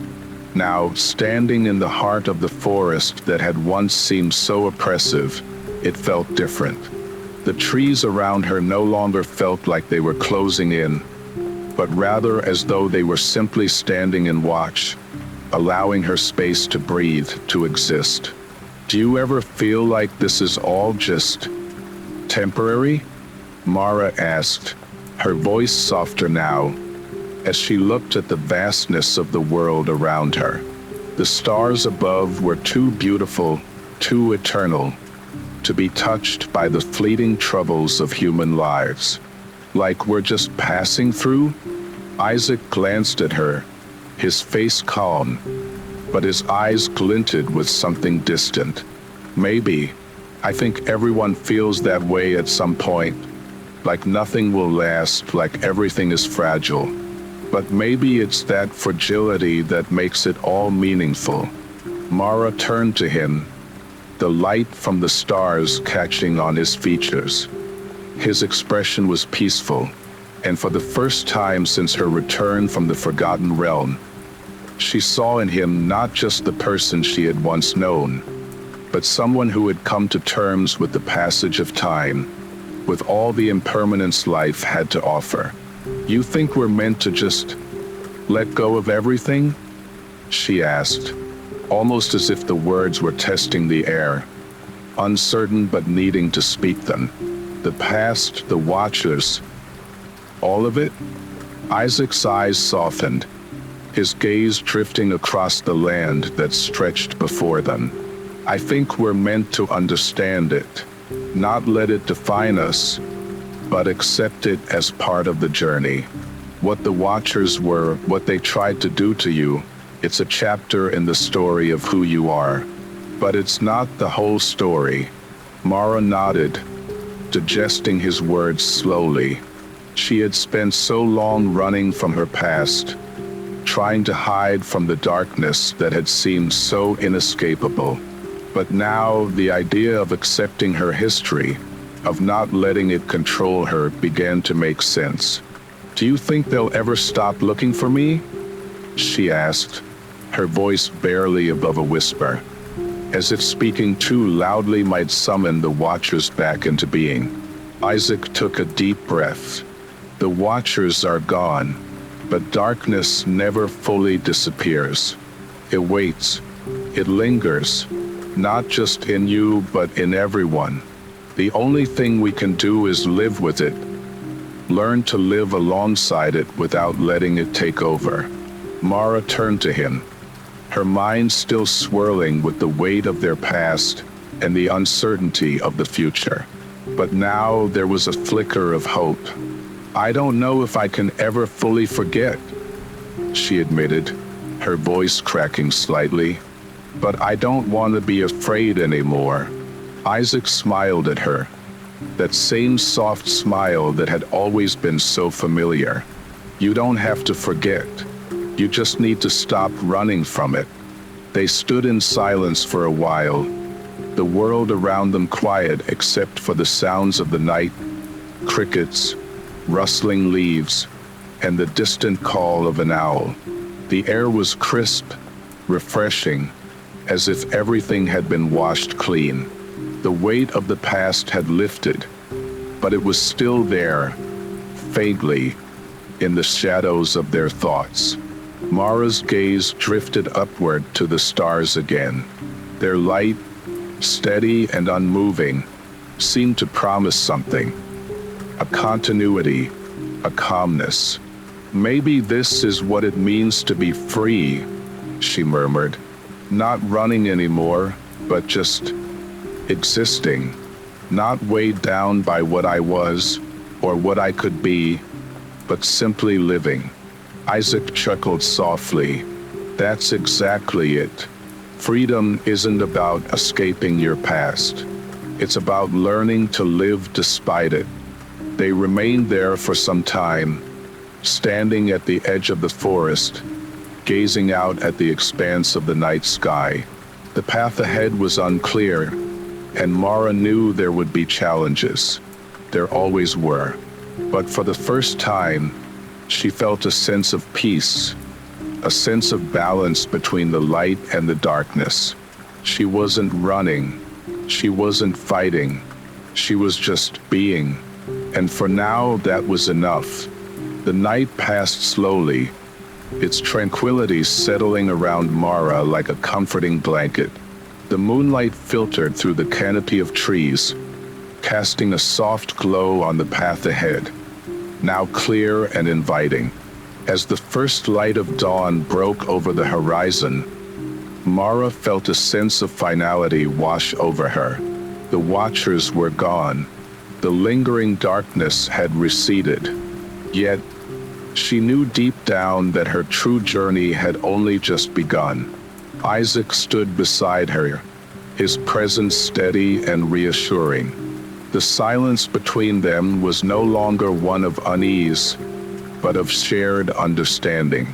They had both fought their own battles. He had fought to protect her, and she had fought to reclaim her soul. Now they stood on the precipice of something new. "What happens now?" Mara asked, the question slipping from her lips almost unconsciously. "Where do we go from here?" Isaac's eyes softened, a quiet resolve settling into his features. "We take it one step at a time," he replied. "We find our way, like everyone does, but we do it together." Mara nodded, feeling the weight of his words. The future was uncertain, but for the first time in so long, it didn't feel daunting. It felt like a chance to build something new from the pieces they had left.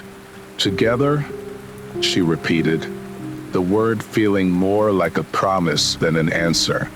With the Watchers vanquished and the curse lifted, The forest around them seemed to shift once more, no longer a place of fear but one of opportunity. The trees that had once seemed twisted and dark now stood tall and full of life. The air was crisp, clean, a fresh start in every sense. It was a new dawn for both of them. As the days passed, Mara found herself exploring the woods in ways she had never dared before.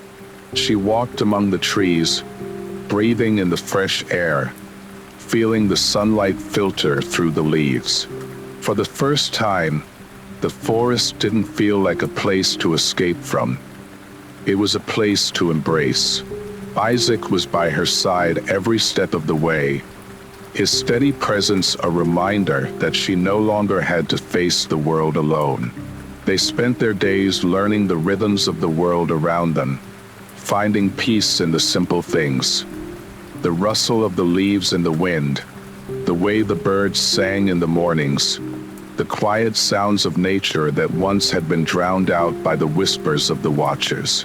Life felt like it had opened up, like there were new paths to walk, new stories to tell, and new memories to create.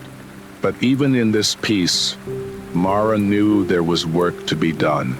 She couldn't ignore the history that had shaped her, the shadows that had once ruled her. They were a part of her, and though they no longer controlled her, they had left their mark. But that was okay. It didn't have to be perfect. She wasn't perfect, but she was whole.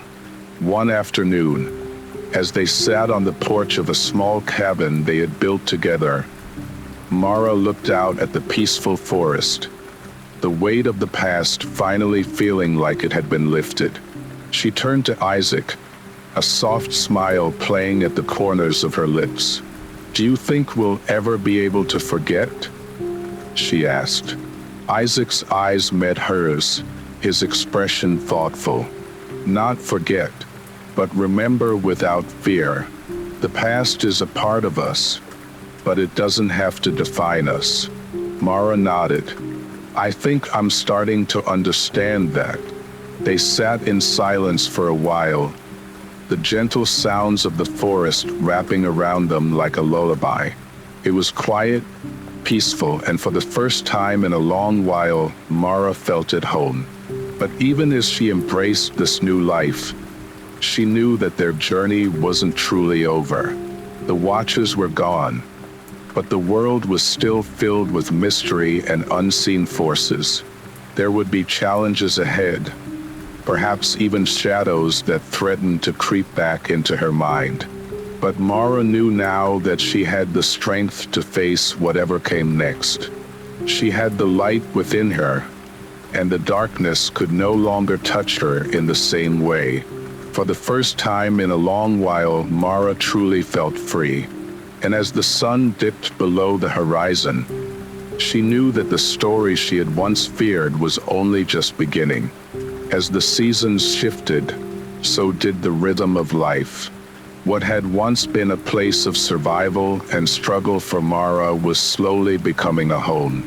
The cabin Isaac had helped her build, tucked into the edge of the forest, was a sanctuary, warm in the winter and cool in the summer, sheltered from the outside world, yet still close enough to feel its pulse.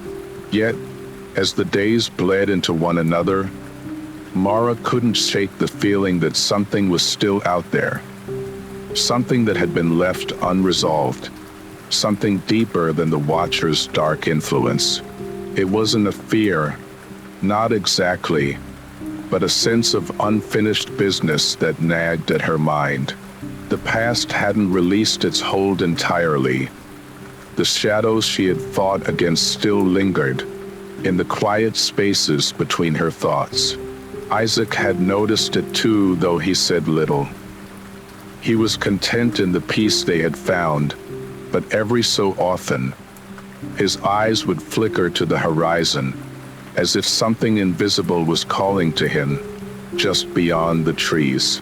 One evening, after a long day of work around the cabin, Mara found herself standing at the edge of the forest once again, staring into the deepening twilight. The air was thick with the scent of wet earth and the sound of the forest creatures. Frogs croaking, the rustle of leaves, filled her ears, but she felt a pull. Something was waiting for her. Isaac stepped up behind her, the crunch of his boots on the dirt barely audible. "You feel it too, don't you?" he asked, his voice low but certain. Mara nodded, though she didn't know how to explain it. The pull was strong, insistent. "I feel like there's something I missed, like the Watchers weren't the only thing keeping me in this place." She paused, considering her words. "I think it's something older than them, something that's been here longer." Isaac stood beside her in silence, his eyes scanning the woods. "I think you're right. This land, there's something in it. A memory, or perhaps a power." His voice held the weight of a knowing. "We've both felt it before." Mara shivered, not from the cold, but from a deeper instinct, an awareness that something from the past still lingered, something ancient and forgotten, just beyond their reach. The next few days passed in a blur of work, repairing the cabin, tending to the garden, but Mara's mind remained preoccupied. The whispers of the land wouldn't fade, no matter how hard she tried to push them aside. She needed to understand. She needed to confront whatever it was that was drawing her in. Late one afternoon, Mara ventured deeper into the woods, far past where she and Isaac had walked before. The trees grew denser here, their branches intertwining in a canopy so thick it seemed to swallow the sunlight whole. It was quiet here, too quiet, as if the forest itself was holding its breath. Her steps slowed as she walked deeper, a sense of anticipation building in her chest. The air felt heavier, charged, as if something was just around the corner. Then, as she turned a bend in the path, she saw it. A stone altar, half hidden by vines and moss, sitting in the heart of a small clearing. The sight of it took her breath away. It was ancient, its surface weathered by time, but there was an undeniable presence about it. The air around it hummed with energy, the hairs on the back of her neck standing on end. Without thinking, Mara stepped closer. The moment her foot crossed the threshold of the clearing, the forest seemed to react. The wind stirred, the trees swayed, and the sound of the world shifted, becoming deeper, more resonant. There was something here, something that had been waiting for her. Isaac's voice called out to her from behind, but Mara couldn't tear her eyes away from the altar. "Mara, wait!" he shouted, but the words felt distant, muffled by the pull of the place. She reached the altar, her fingers trembling as they brushed over the weathered stone. The moment she touched it, a pulse of energy shot through her, a cold rush that cut through her chest and into her bones. For a moment, the world around her went dark, and she felt herself falling into the depths of some ancient memory. Visions flooded her mind, dark figures standing before an altar like this one, chanting words in a language long forgotten. Rituals performed in the heart of the forest, sealed away by time and silence. She saw faces, their eyes hollow with hunger, but their gaze not directed at her. They were watching something or someone else, and then, just as quickly as it began, the vision stopped. Mara's hand recoiled from the stone, and the world around her snapped back into focus. Isaac was beside her now, his hand gripping her arm tightly. "Mara, what happened?"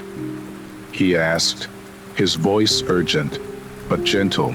Mara shook her head, trying to clear the disorienting images that still lingered at the edges of her mind. There's more. There's something ancient here. Something that the Watchers, they were part of it. But they weren't the only ones. She looked at Isaac, her voice trembling. This altar, it's connected to everything. To them, to me. Isaac's gaze darkened. What do you mean? She swallowed hard, her mind racing. I think this place is a key, a door. They were trying to keep me from understanding it, because if I did, I could unlock something more powerful than they ever imagined. Isaac's eyes narrowed, and he turned toward the altar, his expression filled with both concern and determination. Then we have to understand it. Together. Mara nodded. There was no turning back now. The path ahead was unclear, but one thing was certain: this was the next step. She had faced the Watchers. She had fought against the darkness they sought to impose. But this was something far older, something that no one had spoken of in centuries. And now it was calling her. Mara and Isaac stood in the clearing, their senses heightened by the strange energy that lingered in the air. The altar before them seemed to pulse with an ancient force, its stone surface covered in faint carvings, symbols that were both familiar and completely foreign. The sense of something immense, something older than time itself, gripped Mara's heart, pulling her deeper into the mystery. Isaac, ever cautious, took a step back. We shouldn't mess with this, he said quietly, though his eyes were glued to the altar. If this is as dangerous as it feels, we don't know what we're dealing with. Mara, however, couldn't look away. The pull was undeniable, an almost magnetic force drawing her in. The visions she had seen earlier, those dark figures, the rituals, had left her shaken, but they had also awakened something deep within her. It felt as if a part of her that had been dormant for so long was now alive, reaching out toward the altar. I can't explain it, she said softly, her voice almost lost in the silence of the forest. But I have to understand. Something here, something in me, it's all connected.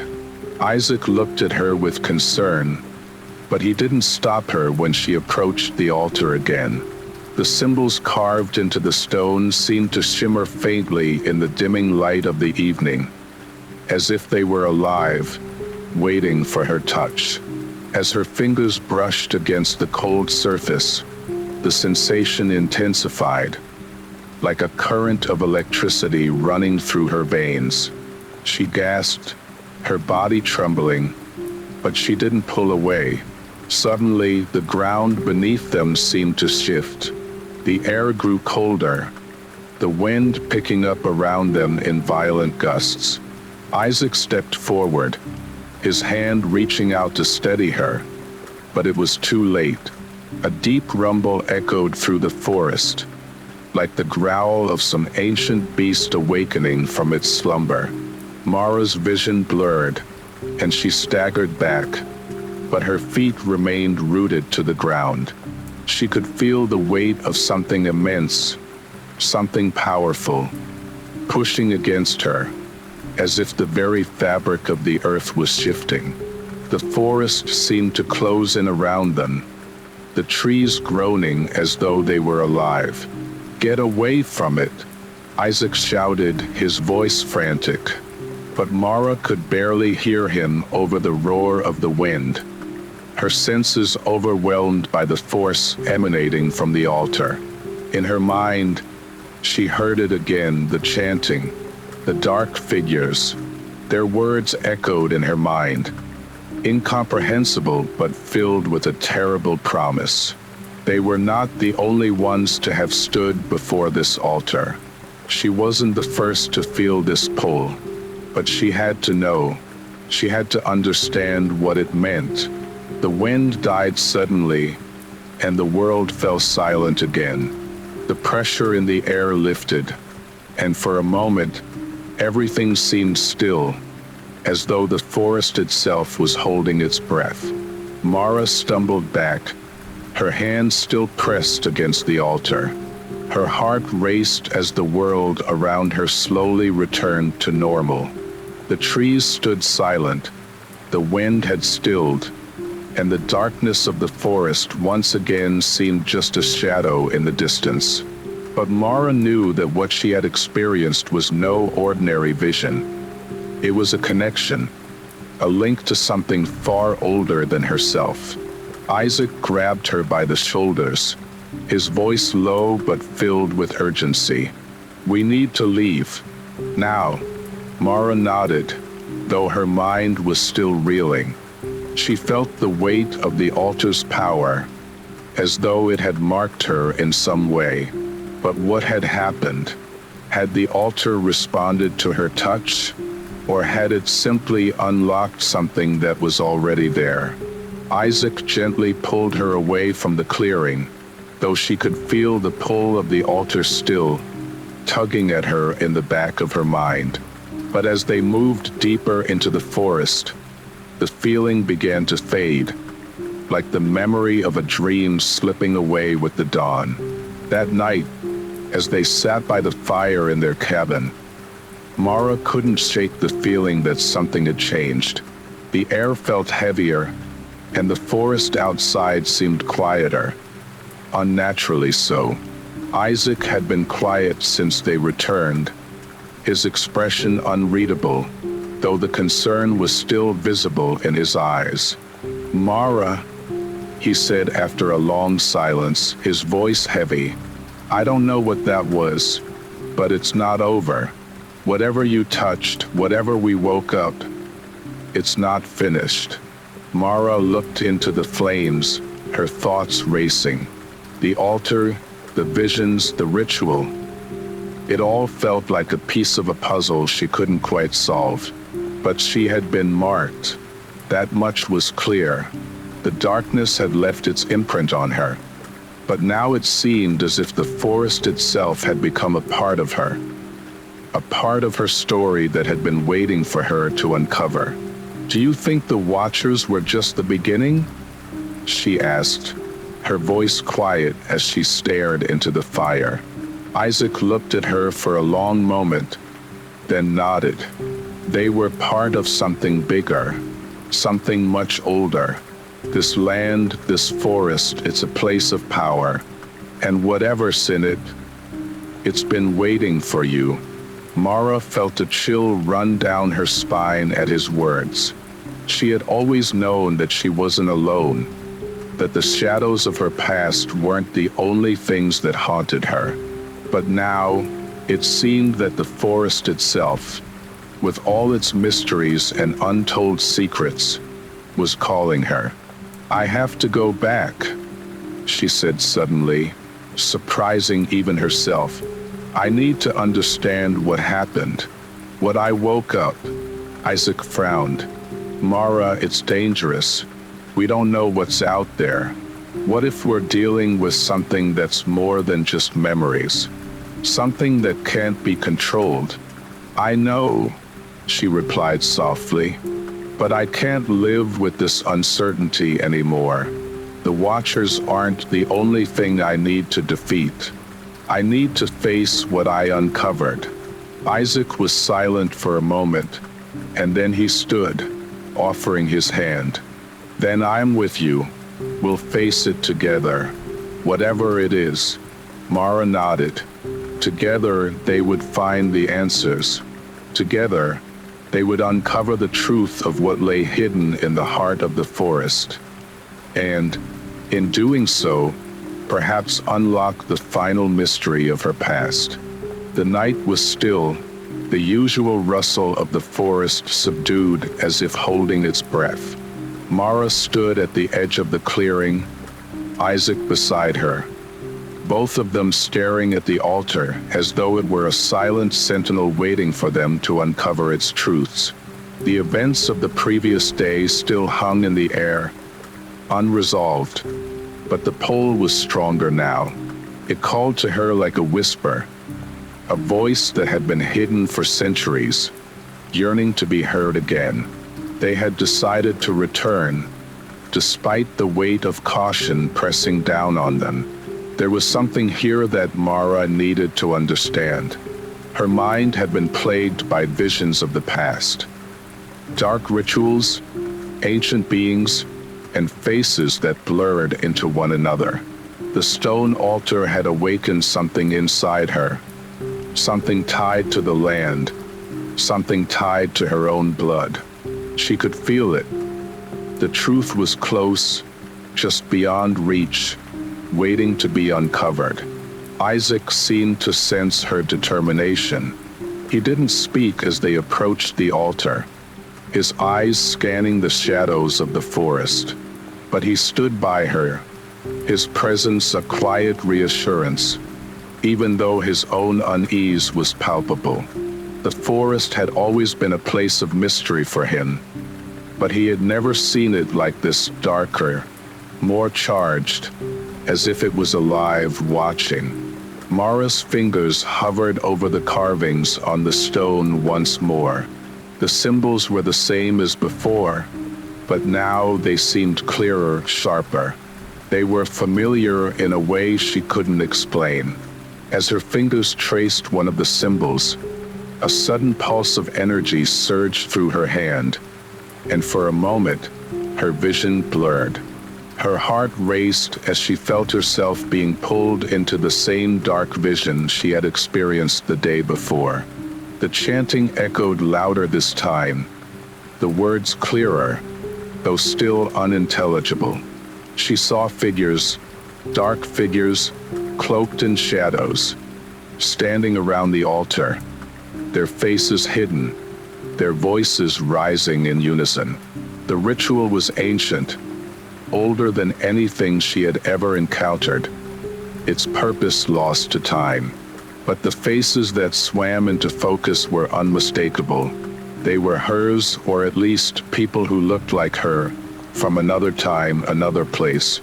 Their eyes were hollow, their skin ashen, and they spoke with an authority that chilled her to the bone. Then the vision shifted. A figure appeared before the altar, bathed in a pale, eerie light. It was neither human nor beast, a thing of smoke and shadows, yet undeniably present. Its eyes glowed with an otherworldly fire, and as it gazed at her, Mara felt a chill seep into her bones, a coldness that wasn't of this world. The figure's voice echoed in her mind, clear and sharp, though it had no physical mouth to speak from. You are the one who has awakened us. The blood of your ancestors flows through you, the last of the line. You must choose. Embrace the power of the past or let it die with you. Mara's breath hitched as she pulled her hand away from the altar, her mind reeling from the vision. Isaac was by her side in an instant, his grip tight on her arm, his eyes searching hers. What happened? He asked urgently, his voice a mixture of concern and fear. Mara's pulse raced as she tried to collect her thoughts. It's them, the people I saw, the ones who performed the ritual. They were me, or at least they looked like me, and the figure, it spoke to me. It said I was the last of the bloodline, that I had awakened something I meant to control or destroy. Isaac frowned, his gaze flickering to the altar, his mind clearly processing the gravity of what she had just revealed. So this power, it's tied to you, to your family. Mara nodded, her mind still swirling with the images of the figure. I think this is why the Watchers came after me. They knew what I was, what I carried inside me. And now that it's awake, I don't know what's going to happen. Isaac stepped back, his face thoughtful. Whatever it is, we need to be careful. This power, it sounds dangerous. And if it's tied to your bloodline, then maybe it's something we can't control. Mara's heart skipped a beat at his words. I don't know if it's something I can control. I think it's something that was meant to stay buried. But now that I've touched the altar, I don't think it can be hidden anymore. A sense of dread settled over them both as the truth of the situation began to crystallize. The altar, the visions, the figure, they weren't just signs of an ancient ritual or lost magic. They were warnings. The power Mara had awoken was not something that could be easily contained. It had been lying dormant for centuries, but now it had found its vessel. And Mara wasn't sure if she was strong enough to handle it. We need to learn more, Mara said suddenly, her voice steady but tinged with determination. There's more to this place, more to the ritual. I need to understand what happened here, what my ancestors did. Isaac nodded. I agree, but we'll need help. We can't do this alone. Not if we're dealing with something this old, this powerful. Mara turned back toward the altar, her gaze unwavering. Then we'll find the answers, whatever it takes. The atmosphere around the altar grew heavier, thicker, as if the air itself had become tainted. Mara could feel the change in the air. The pulsing energy that had once been subtle was now undeniable. It pressed against her skin, wrapping around her like an invisible force, squeezing the life from her lungs. The ritual she had disturbed had not been a mere relic of the past. It had been a living thing, waiting for the right moment to stir again. Isaac noticed the shift too. His hand gripped her arm tightly, his eyes scanning the clearing as if expecting something to emerge from the shadows. Mara, we need to go. Now. But it was too late. The ground trembled beneath their feet, and the trees surrounding the altar seemed to groan in unison, their limbs twisting as if reaching for something unseen.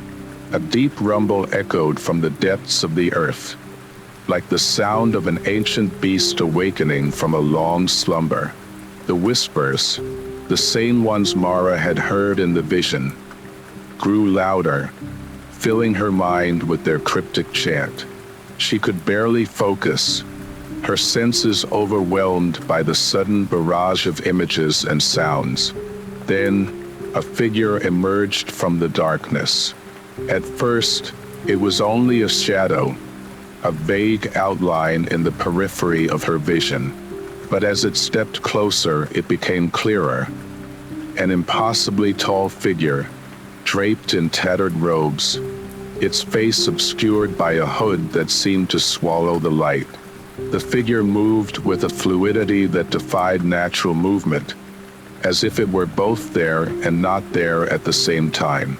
Mara felt a chill crawl up her spine as the figure came into full view. Its eyes, if they could even be called eyes, glowed with an unnatural light, like burning coals. The figure stopped just in front of them, its gaze fixed on Mara with an intensity that made her knees weak. She could feel its presence in every fiber of her being, like it was inside her, pressing against her thoughts, her very soul. Do you know what you've done? The voice that spoke wasn't human. It was a low, guttural whisper that seemed to come from everywhere and nowhere at once. You have awakened that which was meant to remain forgotten. Isaac stepped in front of Mara, his protective instincts kicking in, though he knew, deep down, that the figure before them was something beyond his ability to fight. What are you? His voice was steady, but there was an undeniable tremor beneath it. The figure's lips, or what passed for lips, twisted into what might have been a smile. I am the keeper of the old, the guardian of what was buried. You stand before something far older than your kind, and you, it turned its gaze to Mara, are the one who has broken the seal. Mara's breath caught in her throat as the weight of its words settled over her. She had been right. The power she had uncovered wasn't just an artifact of some long-dead civilization. It was something far darker, something alive, waiting for the right moment to rise again. And now that moment had come. The figure's form shifted, and with a sound like the scraping of stone on stone, a dark energy seemed to emanate from it, swirling around them. The wind howled, the trees bending unnaturally as the ground beneath their feet cracked open, revealing a chasm filled with writhing, shadowy tendrils. The altar, once a symbol of forgotten power, now seemed like a doorway, a gateway into something far more terrible. Mara staggered back, her heart pounding. What is that? What have I done? The keeper's voice was cold, devoid of empathy. You have freed us, freed the old ones who were imprisoned here long ago. Now they will return, and the world will know the truth of its origins. Your bloodline, your ancestors, they were the ones who bound them, and now you are the one who has undone their work. Isaac grabbed Mara's arm, pulling her away from the altar, but the ground beneath them seemed to shift with each step, as if trying to trap them in place. The shadows around them grew darker, and the distant rumble of thunder echoed through the sky, as if the heavens themselves were warning them. We have to stop this, Isaac said, his voice frantic. There has to be a way to undo what you've done. But Mara's mind was racing. She had awoken something that had been hidden for a reason. Her bloodline, her ancestors, they had known the dangers of whatever lay beneath this forest, and they had tried to protect the world from it. But now the seal was broken and there was no turning back. The keeper's form shifted again, its hooded head tilting as it watched them. You cannot stop what is inevitable. The floodgates have been opened. The world will fall into shadow, and all that remains will be the echo of those who were foolish enough to awaken the old ones. Mara shook her head, her pulse pounding in her ears. There has to be a way. There must be something we can do to stop this. The keeper's laugh was hollow, echoing in the clearing like the sound of distant thunder. You are nothing but a vessel. Your will means nothing. You have already made your choice. The ground beneath them trembled again, and Mara felt the first stirrings of panic. She had made a mistake. No, they had made a mistake by coming here. There was no way to undo it now. Suddenly, the shadows around the keeper seemed to collapse inward, and the figure began to fade, its presence lingering only as a cold, oppressive weight in the air. It is done. The old ones will rise, and you will be the last to know their true power. Isaac pulled Mara away, his grip tight, as the ground around them cracked open even more. But as they fled, the air grew colder, and the forest seemed to close in around them, trapping them in a nightmarish cycle of darkness and shadows. They couldn't escape it. The power had been awakened, and now there would be no stopping the consequences. The forest, once a place of mystery, had transformed into a living nightmare. Shadows crept between the trees like sentient beings, whispering in voices that echoed in Mara's mind. The ground beneath their feet felt unstable, as though the earth itself was unsettled by the darkness that had been unleashed.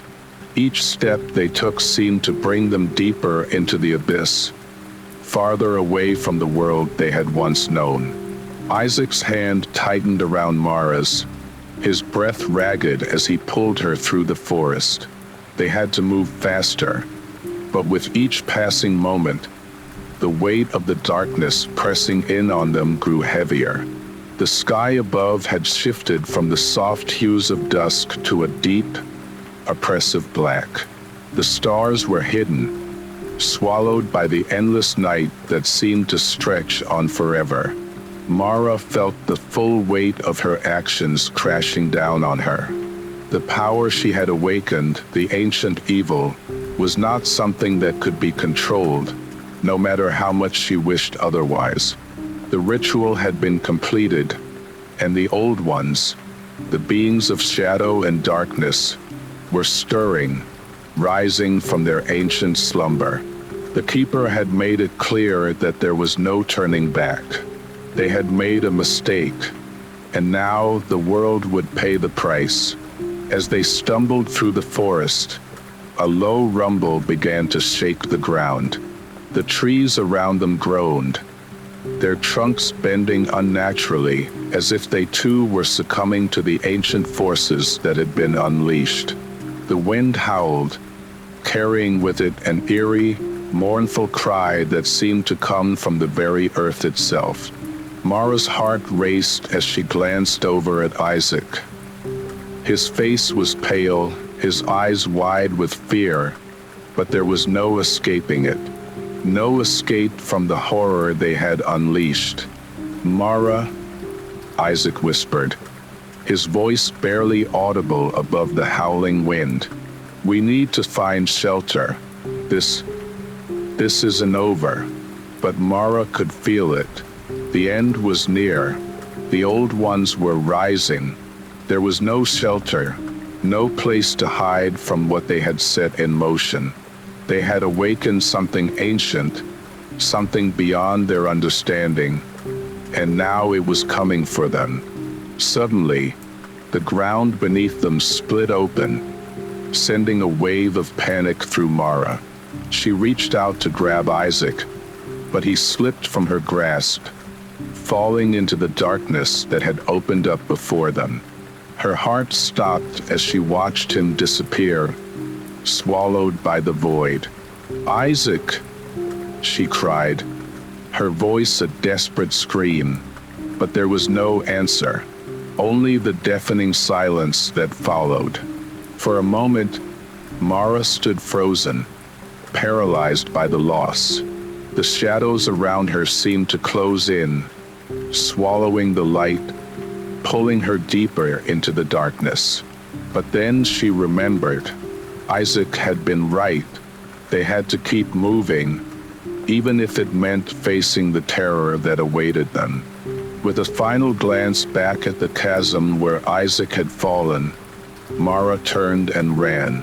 The darkness followed her, creeping along the ground like a shadow of death. It was everywhere now, a force that could not be outrun. The sky above had turned crimson, as if the heavens themselves were bleeding, and the trees seemed to watch her, their gnarled branches reaching toward her, their hollow eyes fixed on her every move. Mara's breath came in ragged gasps as she ran, her legs aching, her body on the verge of collapse. But she couldn't stop. Not yet. Not until she knew what had happened to Isaac and what had become of the world they had known. The ground trembled beneath her once more, and this time, the earth split open entirely.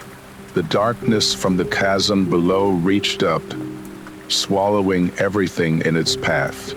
And as Mara fell into the abyss, she heard the whispers, louder now, filling her mind with their cryptic chant. The old ones had risen, the world had ended, and there, in the blackness, Mara realized the terrible truth. She had not awakened the past. She had ended the future. With that final, chilling thought, the darkness swallowed her whole.